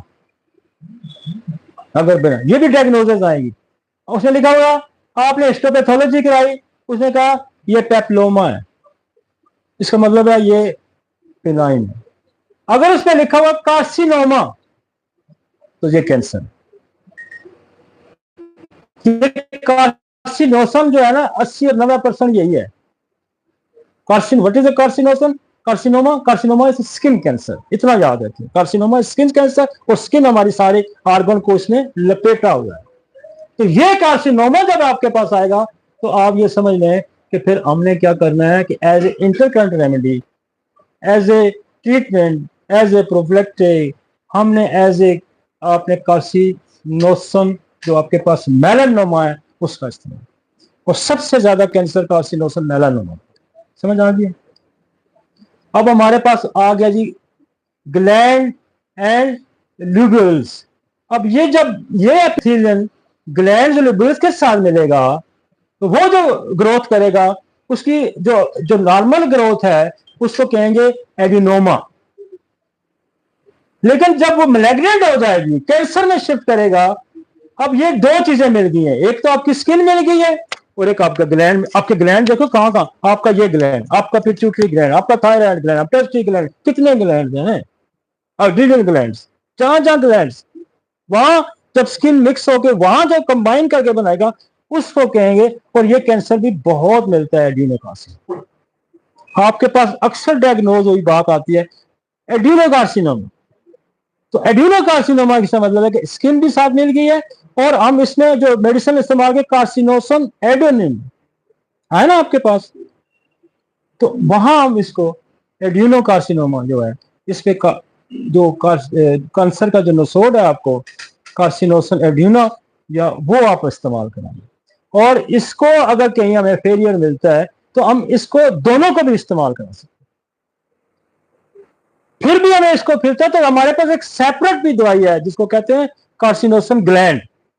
तो बहुत दफा कॉम्प्लिकेशन आ सकती है तो हम ये 3 नसोड भी इस्तेमाल करवा सकते हैं, 1 2 3, ताकि ऑब्स्ट्रक्शन रिमूव हो। और फिर आपकी दवाई अगर कोनियम बनती है, आपकी दवाई थायरोडिनम बनती है, आपकी दवाई कोई भी बनती है, तो ये दवाई उसका रास्ता मुआर करेगी, ये उसका रास्ता मुआर करेगी। अब कनेक्टिव टिश्यू है, मसल कनेक्टिव टिश्यू आ गया। और ये कनेक्टिव टिश्यू का जो होगा इसको हम कहेंगे fibroma. Fibroma is a normal growth. Connective tissue के बारे में आपको मैं पहले समझा चुका हूं कि कनेक्टिव टिश्यू जो दो चीजों को जोड़ता है, बोन्स और मसल, उसके दरमियान जो कनेक्टिव है that is the connective tissue. वहां ग्रोथ होती है तो उसको कहते हैं फाइब्रोसार्कोमा। ठीक हो गया जी। और इसके साथ नीचे कहते हैं कि डेंस कनेक्टिव टिश्यू फाइब्रोमा, और इसके साथ कार्टिलेज आती है। आपको कार्टिलेज का पता है, जो हड्डी के साथ जुड़ी होती है, जिसको पठवारी में मुर्करी हड्डी भी कहते हैं, कार्टिलेज है। कार्टिलेज, ये कार्टिलेज बोन है। ये आपके जॉइंट के साथ कार्टिलेज जुड़ी होती है। ये एक कुशन होता है बिटवीन द मसल्स एंड इसके अंदर लचक होती है, तो इसको कहते हैं कार्टिलेज बोन, लचक। आपके बोन हार्ड होती है, हार्ड बोन के साथ एक कुशन उसको दिया जाता है। जैसे आप सख्त सीट है तो आप कुशन रखते हैं, दिस इज द कार्टिलेज। आप ये समझे कुशन है, ये कुछ नहीं। वो कहता है कि इस पे जो बनेगा वो कोंड्रोमा बनेगा, तो इसका जो कैंसर बनेगा वो कोंड्रोसार्कोमा बनेगा। समझ आ गया? तो ये चूंकि हम कैंसर का इलाज करने निकले हैं तो ये नाम से हम थोड़े बहुत हमें याद करने पड़ेंगे। ठीक है जी। और इसके बाद जो बोन का है तो बड़ा सिंपल सा है, ऑस्टियोसार्कोमा। बोन ऑस्टियोमा बनेगा अगर कोई नॉर्मल ग्रोथ होती है। अगर वो मैलिग्नेंट है तो उसको कहेंगे ऑस्टियोसार्कोमा। आपके पास एक कार्सिनोसम ऑस्टियो है, मैं उसको दोनों के दर्द में भी हम इस्तेमाल करते हैं। और जो हड्डी के ऊपर जो सार्कोमे बनते हैं उस पर आप एज ए इंटरकरेंट रेमेडी उसका इस्तेमाल करेंगे। ठीक हो गया जी। मतलब मैं साथ साथ आपको बीमारियां पढ़ा रहा हूं, मैं साथ साथ आपको नसोड भी पढ़ा रहा हूं कि यहां ये नसोड इस्तेमाल करें। ठीक है जी। स्केलेटल मसल का हमने पहले भी कहा था वो है रेब्डोमायोमा, ये एक नॉर्मल है। और रेब्डोमायोमा, सार्कोमा जब लग जाएगा तो समझे, जहां जहां सार्कोमा लगता जाएगा वो समझे कैंसर है। और सार्कोमा से पहले वाला हिस्सा जब लगता जाएगा तो समझे बिनाइन है। मतलब अंडरस्टैंडिंग जी है इसीलिए कि जहां सार्कोमे लगते जाएंगे ये उस टिश्यू का कैंसर होगा। अब आ गया न्यूरोनल टिश्यू, ग्लाइयल टिश्यू। ये कौन सा है? ये आपका नर्व्स का टिश्यू है। नर्व, हम इसको टिश्यू इसलिए कहते हैं कि ये नर्व सेल मिलकर एक टिश्यू, एपिथेलियल सेल मिलकर एक बड़ा टिश्यू बना, तो एपिथेलियल टिश्यू हम इसको कहते हैं कि पूरी टिश्यू। इसी तरह नर्व का टिश्यू होता है। अब यहां जो बनता है सिंपल है, आपके अक्सर बच्चों में आता है ब्रेन में ग्लायोमा या नर्व पे कहीं ग्लायोमा। तो ग्लायोमा बेसिकली जब लफ्ज आएगा तो इसको क्या कहेंगे? ये नर्व के ऊपर ग्रोथ है और ये टांग बड़ा करता है, ये पेन बहुत करता है ग्लायोमा। और इसके साथ जब इसका कैंसर बनेगा तो हम इसको कहेंगे ग्लायोब्लास्टोमा। ठीक है जी, अब लफ्ज चेंज हो गया। और एक है मेनिंजेस। मेनिंजेस क्या है? आपके ब्रेन के अंदर मेनिंजेस होते हैं, छोटे छोटे छोटे मेनिंजेस। मेनिंजेस से मिलकर ब्रेन बनता है। तो मेनिंजेस के साथ जो ग्रोथ हो जाएगी मेनिंजेस पे, तो चूंकि ये भी नर्व से व्यवस्था है ब्रेन का, इसको मेनिंजोमा के, अक्सर आपको लिखा होगा मेनिंजोमा। तो जो मेनिंजोमा होगा वो अगर मैलिग्नेंट शक्ल इख्तियार करेगा तो मेनिंजियल सार्कोमा आ गया। तो ये सार्कोमे आपको बहुत सारे मिलेंगे। इसके साथ आधा लफ्ज और लग जाएगा तो वो आपको स्पेसिफिक करेगा कि ये फलां जगह का। ठीक है जी। कार्सिनोसन सोर्स आप पढ़ रहे हैं और कार्सिनोसन सोर्स को अप्लाई करने के लिए आपको कैंसर को समझना। ठीक है जी, आगे चलते हैं। एडिनो का उर्दू तर्जुमा क्या है? उर्दू लिम्फावी। Lymph gland. हाँ, लिम्फावी। कौन समझ आई? ग्लैंड, गुदूद। गुदूद। हाँ, गुदूद। लिम्फेटिक और गुदूद। गुदूद वो होती है कि जो अपनी एक सिक्रेशन क्रिएट करती है। जैसे टेस्टिकल अपनी सिक्रेशन देता है, थायराइड अपनी सिक्रेशन देता है, एड्रिनल ग्लैंड अपनी सिक्रेशन देता है, मेमोरी ग्लैंड अपनी सिक्रेशन देता है, पिट्यूटरी ग्लैंड अपनी सिक्रेशन देता है। ये ग्लैंड सेंटर है मुख्तलिफ सिक्रेशन के, इसको हम कहेंगे ग्लैंड। और ग्लैंड जब मिलेगा टिश्यू के साथ मिक्स हो जाएगा तो इसको हम कहेंगे एडिनो कार्सिनोमा। जब आप एडिनो स्टमक बोलेंगे तो इसका मतलब है कि स्टमक की एपिथेलियल लेयर और वहां ग्लैंड जो पड़े हुए हैं वो मिलके तो एडिनो कार्सिनोमा बना। अब समझ आ गई? समझ आ गई। जो दो मिल गए, जहां जहां एडिनो कार्सिनोमा, स्टमक आएगा, लिवर आएगा, इसका मतलब साथ ग्लैंड मिक्स हो गया। सिर्फ सर कार्सिनोमा आएगा जिसका मतलब सिर्फ How is the carcinoma classified by spread? ये फैलता कैसे? As the carcinoma cells grow and multiply, they form solid mass होता है called tumor, इसको पहले ट्यूमर कहते हैं। And cancer cells can break away from the tumor and spread to the other part of, जब कैंसर जो है अब इसको ब्रेक करता है ट्यूमर को, तो फिर अगर यहाँ पड़ा हुआ तो ट्यूमर है, तो जब ये अपने साथ वाले टिश्यू को तंग करना शुरू करेगा, फैलना शुरू करेगा, तो इसका मतलब प्रोफलेट कर रहा है। अंग्रेजी में कहते हैं प्रोफलेट करना, अपनी या दूध से बढ़ जाना, तजावज करना है जी। आसान है तजावज करना। आपकी ये सीट है और आपने 2 सीटें मार ली, तो आपने दूध को तजावज करना। तो ये कैंसर क्या है कि उसकी एक जगह थी, उस जगह जब ट्रांसफर करेगा और ये फिर दूध बढ़ती जाएंगी। फिर ये दूध जब काशी बिगड़ जाएगा कैंसर, तो फिर ये दूध पूरे जिस्म तक होंगे। समझ आइए जी। The cancer cell can break away from the tumor and spread to the other part. ये दूसरी जगह चला जाए। And what is the metastasis? Metastasis का मतलब ये है कि एक जगह का कैंसर था वो शिफ्ट कर गया दूसरी जगह। तो मैंने शुरू में आपको बताया था कि इसका ओरिजिनल क्या होगा। आपके पास कैंसर आएगा तो उसका ओरिजिनल, एक ओरिजिनल है जहां से शुरू हुआ, उसको कहते हैं प्राइमरी। शिफ्ट कर गया, फैल गया, that is the metastasis, that is the secondary stage। ठीक है जी। अब वो कहते हैं carcinoma, the carcinoma has spread invasive carcinoma, the carcinoma has spread to the surrounding tissue and close where the form। और वही बात है कि जो आपके सराउंडिंग टिश्यू को भी तंग करना, वो बंदा बदमाश हो जाता है ना, जब मलेरिया लेंगे तंग करना शुरू। फिर क्या करते हैं, इसकी सर को भी करो, समझ आ गया? जो बंदा अपनी लिमिट्स क्रॉस करता है, उस्ताद शागिर्द उस्ताद बन जाता है, तो लिमिट्स क्रॉस कर गया ना।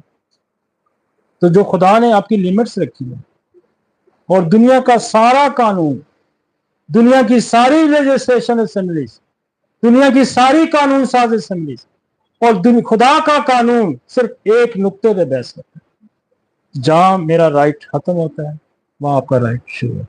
तो जो ये राइट की वायलेशन करेगा वो मुजरम है।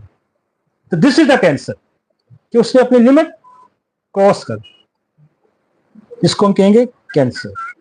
यही बीमारियों की वजह है, यही बीमारियों की वजह है।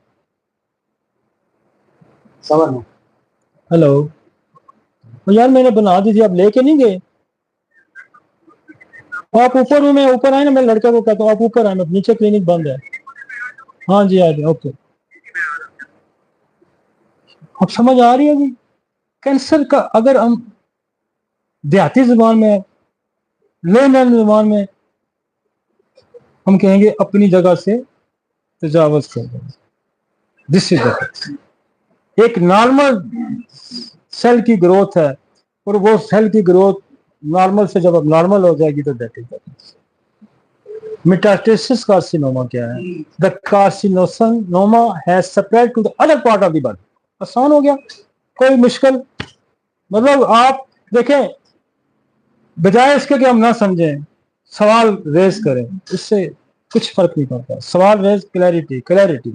हम चाह रहे हैं कि आप कार्सिनोसन मेसोड का इस्तेमाल करना सीखें, और कार्सिनोसन के इस्तेमाल के लिए जरूरी है कि चूंकि कार्सिनोसन की बहुत सारी, अब देखें ना, पहला जो नसोड फोबिस्टर ने बनाया वो ब्रेस्ट से बनाया, बर्नर्ड ने बनाया ब्रेस्ट। अब एक ब्रेस्ट का नसोड 150 साल हो गए हैं, इतना काम कर रहा है एक ब्रेस्ट का, वो डक्टल कार्सिनोमा, तो आप ग्लैंड का कैंसर कह सकते हैं।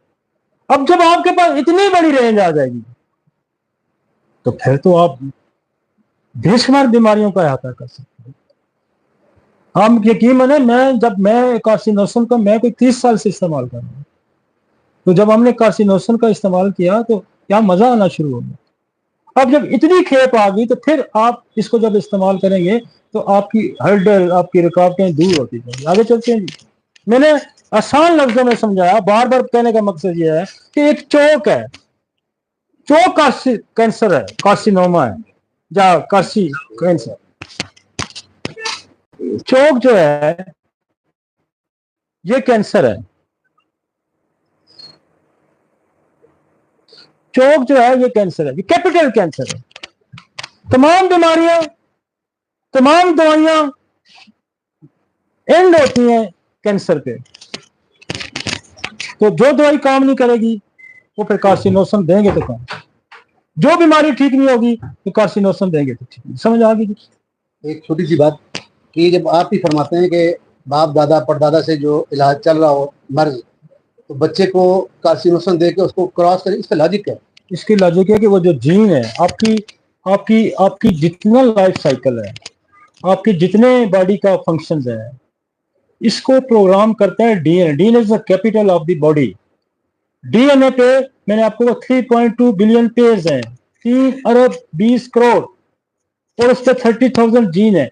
जब दादे को कोई टीबी हुई थी तो इसका मतलब है उसका वो जीन जो था वो कमजोर हो गया। अब वो कमजोर जीन लेके उसका बेटा पैदा, तो फिर वो उस बेटे के जीन पे पैदाशी मोटेशन थी, तो हमने कार्सिनोसन दे के उसकी मोटेशन को दूर किया। अब समझ आ रही? एक बंदे को शुगर थी, उसके दादे को भी शुगर थी। शुगर कंट्रोल जो कौन करता है? शुगर कंट्रोल करता है आपका पेंक्रिया। पेंक्रिया आपका सेल बनाता है, 2 सेल बनाता है, एक को बीटा सेल कहते हैं, एक को अल्फा सेल कहते हैं। बीटा सेल का काम है इंसुलिन बनाना। तो पेंक्रिया के जो जीन पेंक्रिया को कंट्रोल करता है, वो जीन पैदाशी तौर पर कमजोर आया दादे से, क्योंकि उसको भी शुगर थी, उसको भी। तो उस ट्रांसफर ऑफ द डिजीज को जो दूर करेगा उसकी मोटेशन को, वो कार्सिनोसन, वो कैंसर को ट्रांसफर करेगा। इससे आगे और भी, जैसे आप एक्सरे भी हो सकता है। आप जैसे आप देखें थूजा साइकोटिक मेडोरिनम, उसके आगे, ठीक है, उसके आगे आ गई कार्सिनोसन आना, कार्सिनोसन नहीं काम करता, बाद दफा कार्सिनोसन भी काम नहीं करता, फिर एक्सरे, फिर सोल, तो यूं चलेगी। अब सिफिलिस क्या आ गया, सिफिलिस आ गया, मर्कसा, एसिड नाइट्रिक, फिर सिफिलीनियम या ओरोमेट सिफिलीनियम, ये सारे सिफिलिटिक चैन है। फिर क्या आ गया, फिर कार्सिनोस, ठीक है। इसी तरह एकोनाइट, सल्फर, ट्यूबर, फिर कार्सिनोस, ये इस तरह चैन चलेगा ना। तो ये सारे जाके इस पे खत्म होंगे। आप ये समझें कि ये महवर है, हर बीमारी का हल इसके पास है, लेकिन फिर स्टेजेस हैं, किस स्टेज से हम गुजरे हैं, तो फिर हम स्टेजेस का भी जिक्र करेंगे। फिर एक बीमारी की लिमिट खत्म होती है तो दूसरी बीमारी की लिमिट शुरू हो जाती है। एक दवाई की लिमिट खत्म होती है, मसलन एकोनाइट की लिमिट खत्म हुई तो सल्फर, सल्फर खत्म हो गई तो ट्यूबर, ट्यूबर खत्म हुई तो सिफिलीनियम, फिर उसकी ऑपरेशन किया, थूजा देते हैं, फिर ट्यूबर देते हैं, फिर अल्टीमेटली कार्सिनोसन, वो खत्म होगी तो एक्सरे, वो खत्म होगी तो सो पेंक्रेटिनम as a sport, that is not नसोड, दैट इज द सारकोड। हम एक सारकोड पे भी सीरीज करेंगे, सारकोड पे मैं एक सीरीज करूंगा, हो सकता है इसके बाद वो शुरू करूंगा। सारकोड का, सारकोड बल्कि ऑर्गन स्पेसिफिक बनी हुई दवाई है। मसलन आपके पेंक्रिया, आपके टिश्यू से दवाई बना दी गई, मसलन आपके पिट्यूटरी ग्लैंड से दवाई बना दी, मसलन आपकी ऑर्कोइटिनम या टेस्टिस बनी टेस्टिस ग्लैंड से। वो और नसोड क्या है, जब उसके अंदर बीमारी आ जाएगी तो वो जो दवाई बनेगी वो नसोड है। तो सारकोड उस ऑर्गन को तकवीत देगा, स्ट्रेंथ प्रोवाइड करेगा, लेकिन बीमारी को जो दूर करेगा वो नसोड। ये नॉर्मल सेल है जी, देखा है। अब ये कैंसर है, not variable shape in nuclei. इसका जो न्यूक्लियस है, ये देखिए, असल में इस चीज को जज करें, ये देखिए इसका न्यूक्लियस कितना छोटा सा है ना। अब इसके न्यूक्लियस पे जरा नजर रखें। ये हिस्टोपैथोलॉजी के लिए शायद आपको इन चीजों की जरूरत नहीं पड़ी, लेकिन एज ए नॉलेज हमने यहाँ डाली है कि आपको अंदाजा हो कि वटी का प्रॉब्लम। ये देखें, और ये बेतरतीब सेल कहाँ उधर जा रहा है, उधर जा रहा है, ठीक है ना। मैनी डिविडेड सेल कि वो ये दो बने थे, इसका न्यूक्लियस खराब था, ये बहुत सारे बन गए, ठीक है ना। सेल यहाँ 5 सेल चाहिए, जब यहाँ 50 सेल बन जाएंगे तो ग्रोथ हो जाएगी।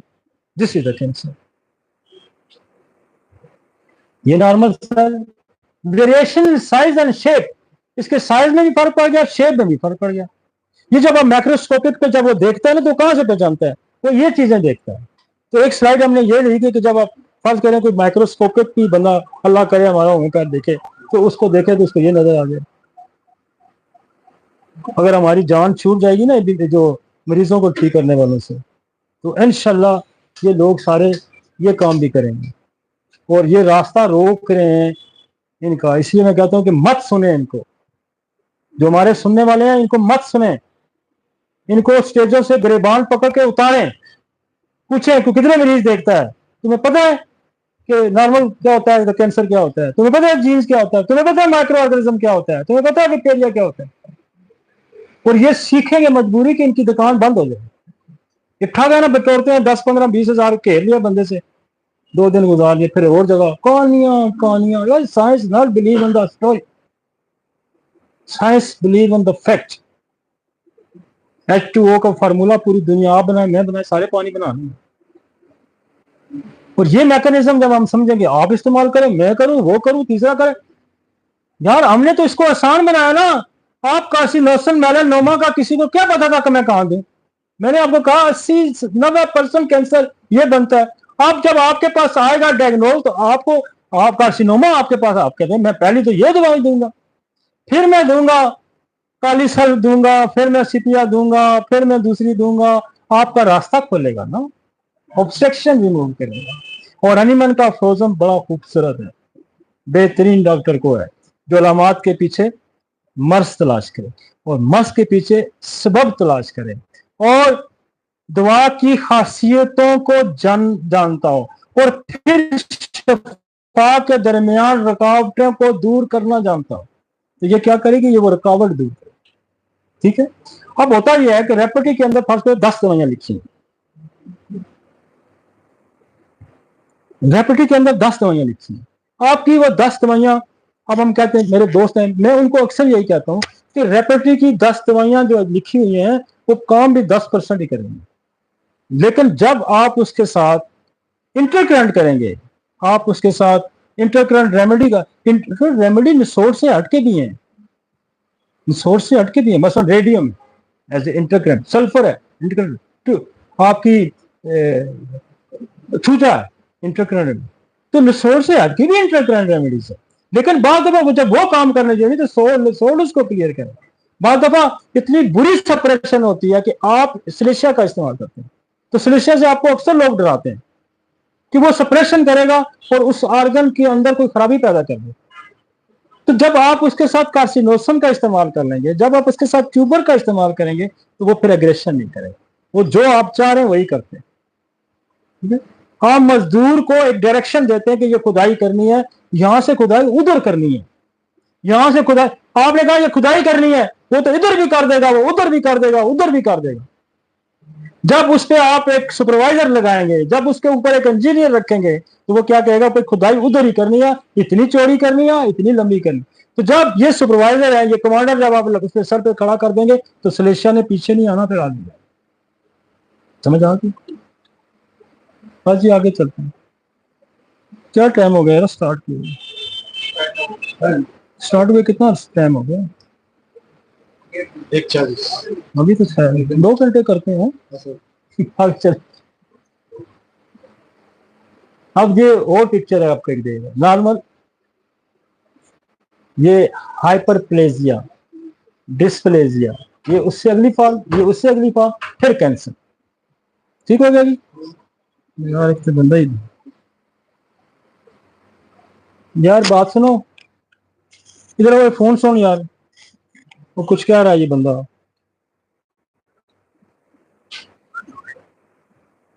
जी इधर मेरे पे आ गया। तो साहब, आप लड़का आपको फोन करता है, मैं लेक्चर में हूँ, आप उसको सुने यार। आगे चले।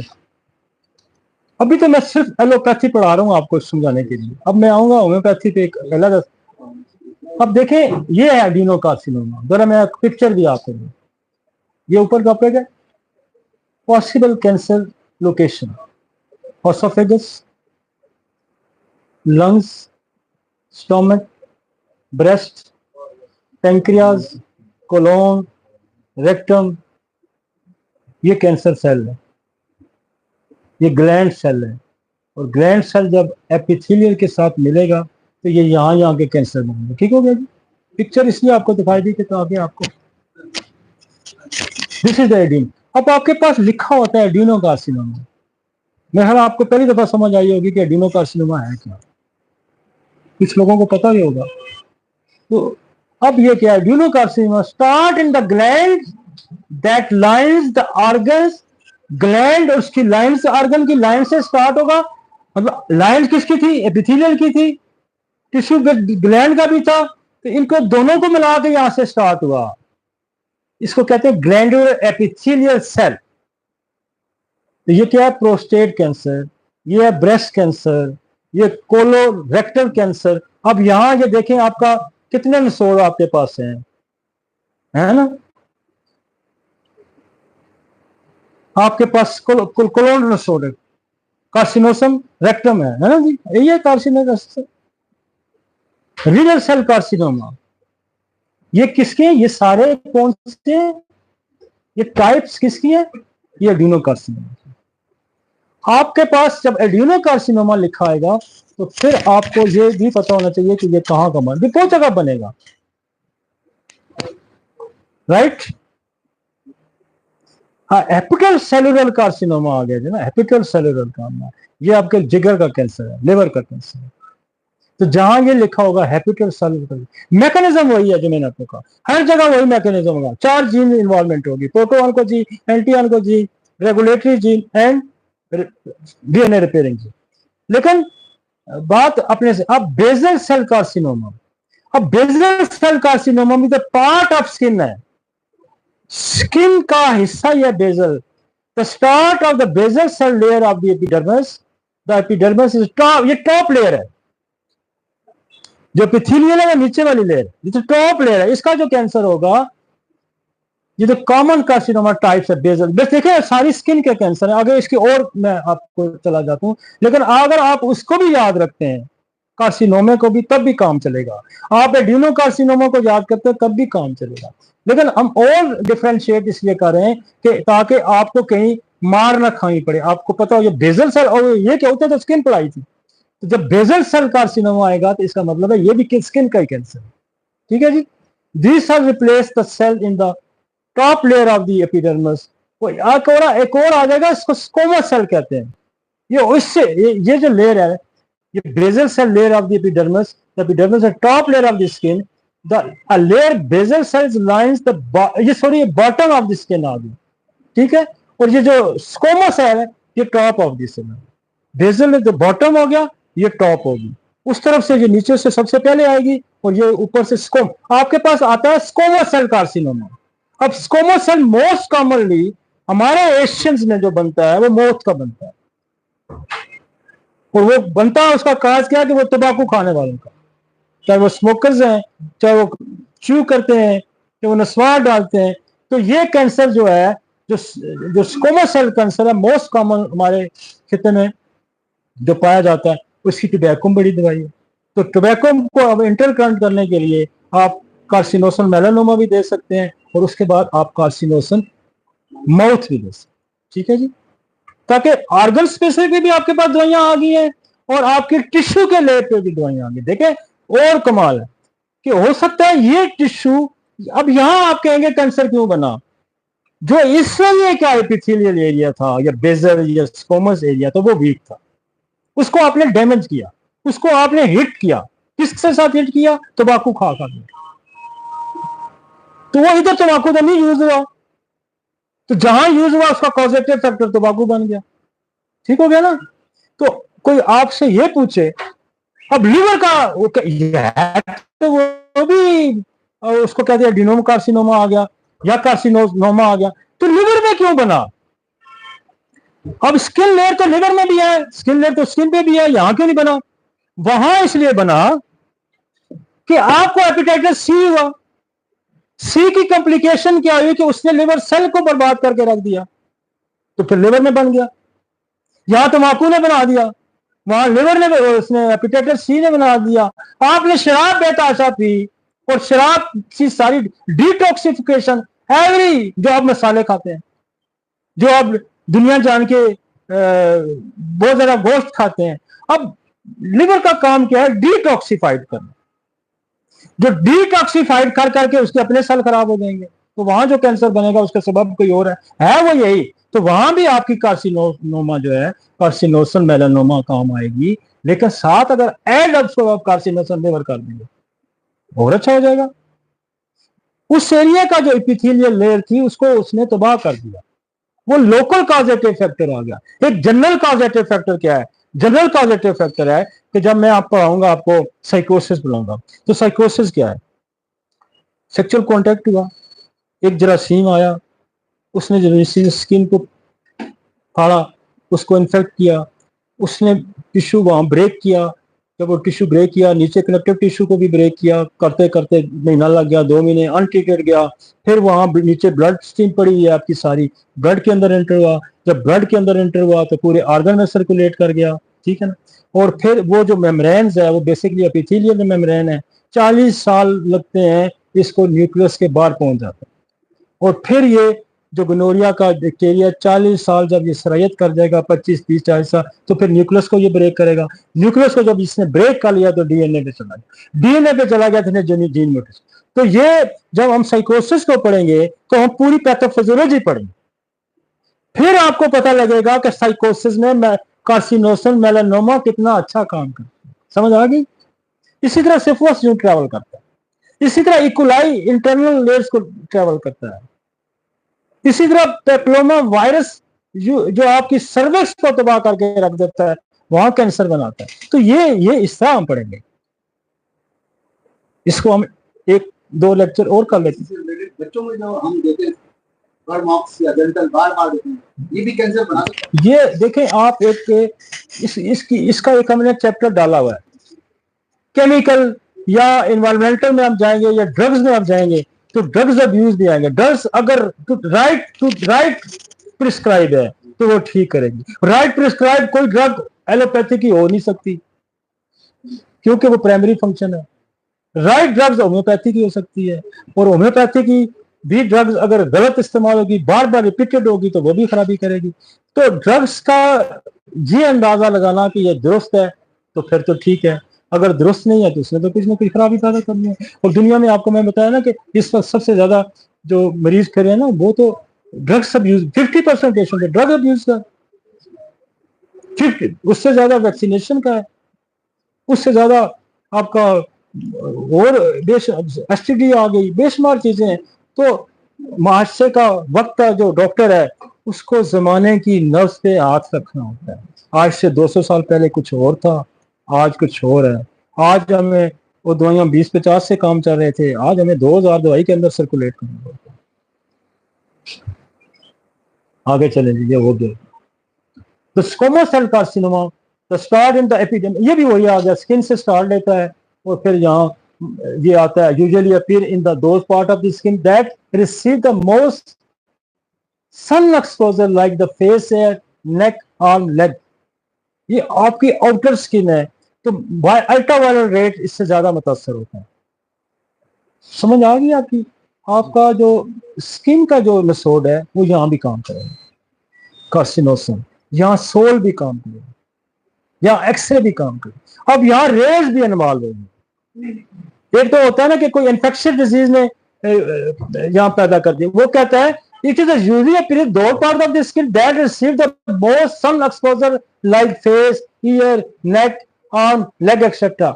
SCC can also form in the mucus, और ये म्यूकस में भी बनेगा, lining lungs, oesophagus, head and neck. It's second most common type of the skin cancer. पहला कार्सिनोसन, एपिथेलियल, एडिमा, और ये सेकंड लॉस्ट, ये कहता है जो स्क्वामस सेल का कैंसर है ये बहुत बड़ा कैंसर है। आपके पास ये डायग्नोज आया होता है जैसे स्क्वामस सेल। आगे चलेंगे। Basal and squamous cell carcinoma excessive exposure to UVI, UV के अल्ट्रावायलेट रेज। जब मेरे बेशुमार दोस्त जाते हैं पहाड़ों पे जो K2 बेस कैंप करते हैं, आते हैं तो सा काले हुए होते हैं, this is the ultraviolet rays. और अल्ट्रावायलेट इसीलिए हमने कहा कि सोल जो है ये डीएनए को डिरेंज करता है। और देखें खुदा ने सूरज की रोशनी जरूरत से ज्यादा, ये स्किन आपको प्रोटेक्ट करने के लिए, ये घर मकान अपने इसको प्रोटेक्ट करने के लिए, ये दरख्त इसको प्रोटेक्ट करने के लिए। तो जब हम उससे एक्सपोज होते हैं तो फिर होम्योपैथिक डॉक्टर का देखे कमाल है उस बंदे का, एनिमल का, कि हमने फिर सोल से ही दवाई बना। This is the primary function. And primary function क्या है कि अल्ट्रावायलेट रेज आपके पड़ी हुई, तो सेकेंडरी फंक्शन हमने एज ए मेडिसिन यूज किया। प्राइमरी फंक्शन क्या है? सांप ने आपको काटा और फिर आपने उसकी पोटेंसी दी तो आपने उसको ठीक किया। प्राइमरी फंक्शन है कि एक माइक्रो ऑर्गेनिज्म, चाहे वो क्लैमिडिया है, चाहे वो एच पेलोरी है, उसने आपको प्राइमरी फंक्शन क्या था उसका कि उसने आपके बॉडी के अंदर तब्दीली पैदा कर दी। सेकेंडरी फंक्शन उस होम्योपैथी का क्या कमाल था कि उसी माइक्रो ऑर्गेनिज्म से उसने पोटेंसी बना के उसको डिफ्यूज किया। This is homeopathy. और दूसरी साइंस ने क्या कोशिश करके उसके लिए वैक्सीन बनाई। हमने क्या किया? हमने दवाई बनाई। होम्योपैथी दवाई का नाम ही है पोटेंसी। तो हम क्या करते हैं कि हम प्राइमरी फंक्शन के हम अगेंस्ट काम करते हैं। तो जो बच्चा जेंटल या दूसरे से उसका खराब हुआ तो उसके साइड इफेक्ट्स को या तो नक्स वो निकल ठीक करेगी या उससे जेंटल को पोटेंटाइज करके उसको दे। ठीक हो गया जी। ये होम्योपैथी। होम्योपैथी को हरकारों ने के हथे चढ़ गई। जो बेसिक सोल थी ना होम्योपैथी की, जो हनीमैन ने दी, इसको लोग नहीं समझ पाते। इसीलिए मैं कहता हूं कि वो सोच थी, उस सोच को खुदा ने हनीमैन के अंदर ट्रांसफर किया। जो बेहतरीन खुदा की सोच है, ये इल्म खुदा ने उसके अंदर ट्रांसफर किया, उसने हमारे अंदर ट्रांसफर। डॉक्टर अली कोई प्रोफेसर नहीं, डॉक्टर अली कोई स्कॉलर नहीं, डॉक्टरली एक सोच का नाम है, एक नजरिए का नाम है। और ये नजरिया कहाँ से डिवोट हुआ? ये नजरिया खुदा ने हनीमन को दिया और हनीमन ने हमें ट्रांसफर किया और हम आपके साथ शेयर कर रहे हैं। ठीक है जी। मैंने इसीलिए दोस्तों के से रिक्वेस्ट की है कि मेरे नाम के साथ स्कॉलर ना लिखा करें। मैंने अपने लड़कों को इन्होंने जो इस्तीफा एडवर्टाइज किया, लफ स्कॉलर हमने हटा दिया, क्योंकि हम खुद नुमाई चाहते ही नहीं। मुझे मेरे बच्चे अगर मुझे बाप कहना छोड़ देंगे तो मैं उन बच्चों को भी छोड़ दूंगा। जो उस्ताद का रिश्ता नहीं पहचानते वो क्या उस्ताद का ना सुनो खुद इल्म। मैंने आगे भी कहा कि इल्म खुदा ने दिया, चाहे वो हनीमन का दिया, चाहे आपको दिया, आपने किसी दूसरे की दिया। आपकी कोई इज्जत नहीं करेगा इसका मतलब हनीमन की इज्जत नहीं करेगा, हनीमन की इज्जत नहीं करेगा इसका मतलब खुदा की इज्जत नहीं करेगा। ये चैन है ना पूरा, तो ये चैन है, ये अदब का रिश्ता है। और देने वाला फिर क्या कहता है? हाथ रोक। हम अगर ट्रांसफर करेंगे तो हमें एक और आमद आती है। हमने देखा ऑटोइम्यून डिजीज की, हमने एज वाइज डिजीज की, हमें खुदा नए नए शेड देता है। तो जब हम हाथ रोक लेंगे, उसकी मखलूक तक नहीं बचाएंगे तो वो भी हाथ रोक लेंगे। जब आप उस्ताद से बड़े उस्ताद बन जाएंगे तो उस्ताद भी हाथ रोक देगा। बाद लोगों का ज़र्फ ही होता है, जब पैमाना बढ़ जाता है तो उबलता है। ये ना छोटा बूस्टर 1 स्टेशन, 2 पर बड़ा बूस्टर 100 स्टेशन। तो अपने होम्योपैथ डॉक्टर से मेरी गुजारिश है कि बूस्टर बड़ा करें, इज्जत एहतराम का रिश्ता रखें, वगरना एहसान करने वाला एहसान करने बंद कर दे। चाहे वो आपका बाप है, चाहे वो खुदा है, चाहे वो उस्ताद है, कोई पड़ोसी है, वो नहीं करेगा एहसान। जब आप एहसान फरमोश हो जाए तो क्या तकलीफ होती है? हम तो ये समझते हैं हमने जिससे एक लफ्ज़ भी सींचा, हजरत अली का कोला खोया तो उसने मुझे गुलाम बना दिया। Basal sarcoma is excessive exposure to. अब यहां देखें, आपका अगर कार्सिनोसल मेलानोमा काम नहीं करती तो आप क्या करेंगे? यहां सोल देंगे। समझ आ गई है जी? तो क्योंकि ये अल्ट्रा वायलेट रेस की वजह से ये मसाइल पैदा हुए। अब उसने इसकी पिक्चर भी ब्लू और ग्रीन आईज, ब्लॉन्ड और रेड एयर्स।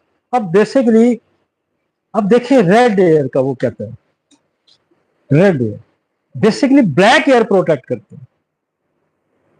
ब्लैक एयर ज्यादा छांव पेश कर रहे हैं, तो जिसके व्हाइट एयर हो गए, जिसके रेड एयर हो गए, उनको ये ज्यादा होता है। ठीक है ना? उसकी एक पिक्चर भी बड़ी मजे की। वो कहता है लाइट कलर स्किन, जिनकी कलर लाइट होगी और फ्रैकल्स इजीली होंगे, ये ज्यादा स्क्वैमस सेल जो उनको होता है, मतलब गोरों को ये ज्यादा हो सकता है, ब्लैकिश को जितना। ब्लू और ग्रीन आइज, ब्लैक आइज का मतलब छांव ज्यादा, लाइटेड होगी तो अल्ट्रावायलेट ज्यादा घुसेगी। In infection with high risk and, देखें ये जो है HBPV, ये ह्यूमन पैपिलोमा वायरस है। बनाया तो उन्होंने है, लेकिन हमने इसको इस्तेमाल किया, हमने इसको इंट्रोड्यूस कराया। ये नसोर मोस्ट कॉमन सर्विक्स कैंसर ये बनाता है और दुनिया में इसकी वैक्सीन बना ली गई है। हमारे यहाँ तो पता ही नहीं है ना। तो ये एक जो है ये भी आपके स्किन कैंसर या स्क्वैमस का एक सबब है। एक्सपोजर टू हार्मफुल टॉक्सिन, आप टॉक्सिन चीजें जैसे कोई केमिकल्स, आप पेट्रोल से ज्यादा एक्सपोज हो रहे हैं, आप रंग करने से ज्यादा एक्सपोज हो रहे हैं, वो चीजें जो केमिकल बेस रखती हैं, आप वो छिड़कते हैं मच्छर मारने वाला, आप उससे ज्यादा एक्सपोज हो रहे हैं। तो ये वो सोर्स हैं जो आपकी ये स्क्वैमस सेल्स को बनाने का काम करते हैं। इसी तरह ductal carcinoma is the start is the breast milk duct. ये ब्रेस्ट डक्टल कार्सिनोमा, मेरा कार्सिनोसम डक्टल भी है जी, नहीं है। बहरहाल ये कार्सिनोसम ब्रेस्ट इसमें इस्तेमाल हो सकती है। तो वो कहते हैं start the breast milk duct. अब देखें और नीचे चला गया, एक पूरी कैंसर है, एक सिर्फ उसके अंदर जो मिल्क डक्ट है उसके अंदर cancer the nipple during the breast feeding. तो ये कहते हैं milk flow through the milk duct and to the nipple during the benign is may mean that the carcinoma has not spread to the cell outside the milk duct, is considered non-invasive pre-invasive breast cancer. It is highly treatable. ये आसानी से ठीक हो जाता है कि ये पूरा उसको नहीं घेरता। ठीक है जी, आगे चलते हैं, आगे चलें, आगे चलें। ये आ गया invasive infiltrating ductal carcinoma start in the milk duct, unlike invasive ductal carcinoma as spread to the nearly tissue. Untreated, it has the potential of spreading to the part of the body via lymphatic system. अब यहाँ वो कहता है कि lymphatic system भी नाल हो गया, एक तो वो पहले डक्ट वाला था, अब नाल लिम्फ भी हो गए, तो फिर हम यहाँ पे जो है ग्लैंडुलर प्लस कार्सिनोसा मेलानोमा, इसका हम इस्तेमाल करेंगे, most common type of the breast cancer, और ये ब्रेस्ट कैंसर ज्यादा कॉमन आ गया। ठीक है जी। फिर आ गया अब वो रिस्क फैक्टर बता रहा है आपको कि family history of the breast cancer उन लोगों में ज्यादा बनने के चांस हैं जिनके खानदान में ब्रेस्ट कैंसर है, तो आप पहले हिस्ट्री जरूर लेंगे। तो वो कहता है specially in the relative under 50, 50 साल के जो लोग हैं, genetic mutation of the BRCA and B, तो ये जो एक हमारा जीन्स है इसके अंदर इसका नाम है BRCA1 एंड BRCA2, ये जीन है, ये आपको डायग्नोज करके अगले देंगे। तो ये जो जेनेटिक म्यूटेशन है इसकी वजह से भी कैंसर बनता है। Highly BM in the overweight लोग जो है उनको भी अंदर भी ये बनने के ज्यादा चांस है। तो आप रेट जो जिनको ब्रेस्ट कैंसर होता है आप उनको एडवाइस करेंगे जी आप अपना वेट शेट भी कम करें। ठीक है जी। Getting first period at a young age, आपने ये भी सुना है कि वो कब प्रेग्नेंट हुई थी, अगर वो लेट प्रेग्नेंट है तो तब भी चांसेस हैं, अब वो लेट मेंसेस है तब भी चांसेस हैं, अर्ली मेनोपॉज है तब भी चांसेस हैं, लेट मेनोपॉज है तब भी चांसेस है। प्रीवियस रेडिएशन थेरापी, क्या उसने कोई रेडिएशन की ली है, कोई और थेरापी ली है, तो लेट मेनोपॉज है तो तब भी, अगर मेनोपॉज का उसका टाइम जो है वो 50 साल था, नेचुरली 360 साइकिल्स डिजाइन किए जाते हैं एक मेंसेस में, तो अगर वो ज्यादा लेट थी तो तब भी कैंसर बनने के चांसेस ज्यादा। आगे चलें जी। इसमें हम काफी हाँ, ये कार्सी ब्रेस्ट भी आपके पास है, कार्सी ग्रैंड भी यहाँ काम करेगी, कार्सी एड्यूना भी यहाँ काम करेगी, लेकिन आप माइन्यूटली अगर आप कार्सी एड्यूनो भी दे सकते हैं, कार्सी ग्रैंड बहुत कॉमनली अच्छा काम करिए, आपकी यहाँ स्क्रीन बड़ा अच्छा काम करेगी। अब वो देखते हैं जी, the factor involve the cancer development, genes पहला काम मैंने जो पहले मैं कहा कि जीन्स के अंदर तब्दीली है, जीन एंड क्रोमोसोम्स, मैंने क्या कहा था DNA पे क्या होता है, क्रोमोसोम 23 का पेयर होता है, 30,000 जीन, इनके अंदर abnormalities, virus, failure of immune system, आपका इम्यून सिस्टम डिफेंस करने में नाकाम है तो फिर भी कैंसर हो सकता है। हेरेडिटरी फैक्टर, खानदानी मिसाइल वो भी बनते हैं, अदर फैक्टर टॉक्सिक, जैसे आप ही जिक्र था टॉक्सिक चीजों का, जहरीली चीजों का इस्तेमाल कर लेना, ये मैं सारी पहले बता चुका हूँ। सेलुलर ये जो म्यूटेशन थी ये हम आपको बताते हैं। Mutation inactivity tumour suppress gene, मैंने कहा था सिंपली, हमने पहले आपको मैकेनिज्म बताया था कि प्रोटो ऑन्कोजीन कैंसर बनाता है, जब वो जरूरत से ज्यादा एक्टिव हो जाएगा तो उसने कैंसर बनाना है, और एंटी ऑन्कोजीन कैंसर को रोकता है, या सप्रेसर जीन भी उनको कह सकते हैं, इनहिबिटरी जीन भी कहते हैं, वो उसको रोकता है। फिर DNA रेगुलेटरी जीन है, उसका काम होता है कि डेड सेल को ग्रेवयार्ड में शिफ्ट करना, वो भी जब, अब यहाँ मैंने आपको बताया था कि ये जब ये जीन काम नहीं करेगा तो यहाँ डेड सेल जमा होते जाएंगे, यहाँ आपका काम कौन सा काम करेगा, कार्सिनोसन स्टोमा, एक वो डेड सेल का कैंसर है, तो उस पर आपका नसोर कार्सिनोसन स्टोमा, एक स्टोमा क्या एक स्टोमा है, तो ये वो सारी पैथोलॉजी है। और फिर DNA रिपेयरिंग जीन खराब हो जाता है तो नेक्स्ट नहीं सारा चले जी, आपको ज्यादा हो जाएगा। और ये सारी कार्सिनोनाइड क्या होता है, कैंसर जेनेटिक्स ऑर्डर है, ये मैं आप पहले हम सारा इसको पढ़ चुके हैं।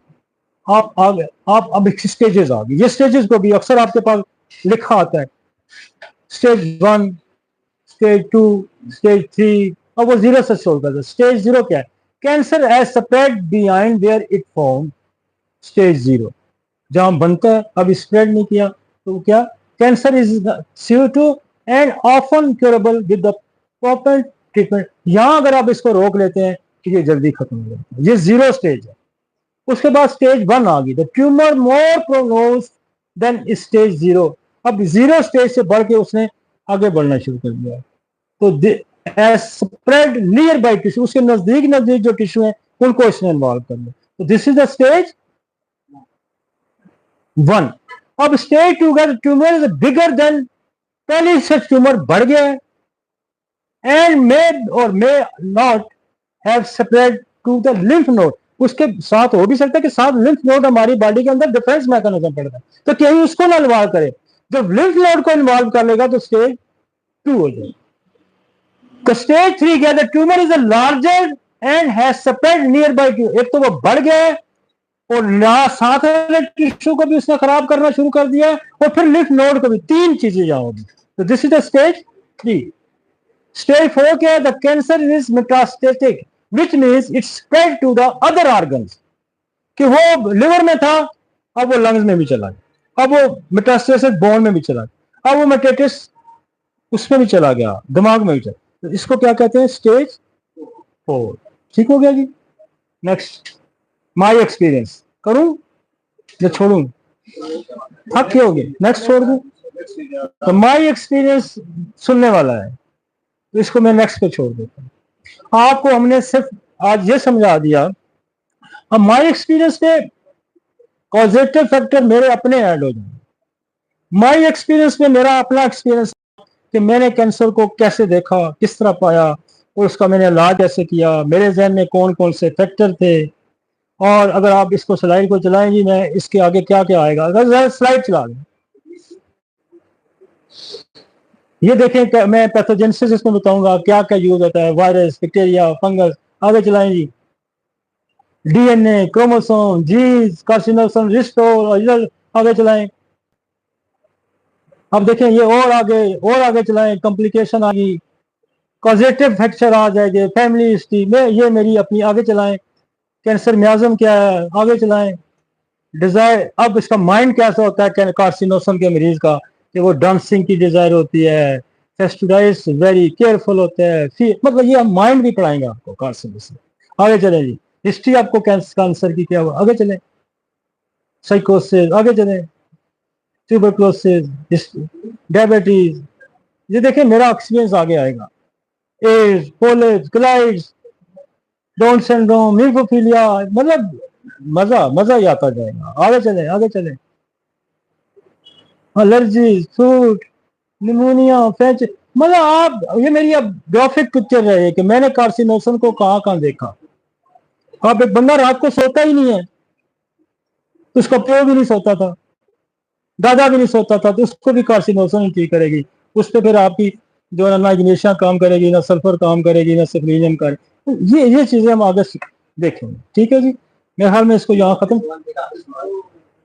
आपने बड़ा पढ़ाया है, एक्सरे, सोल, रेडियम, बहुत आपने पढ़ा। ये लूना का क्या किरदार है, ये क्या किरदार है?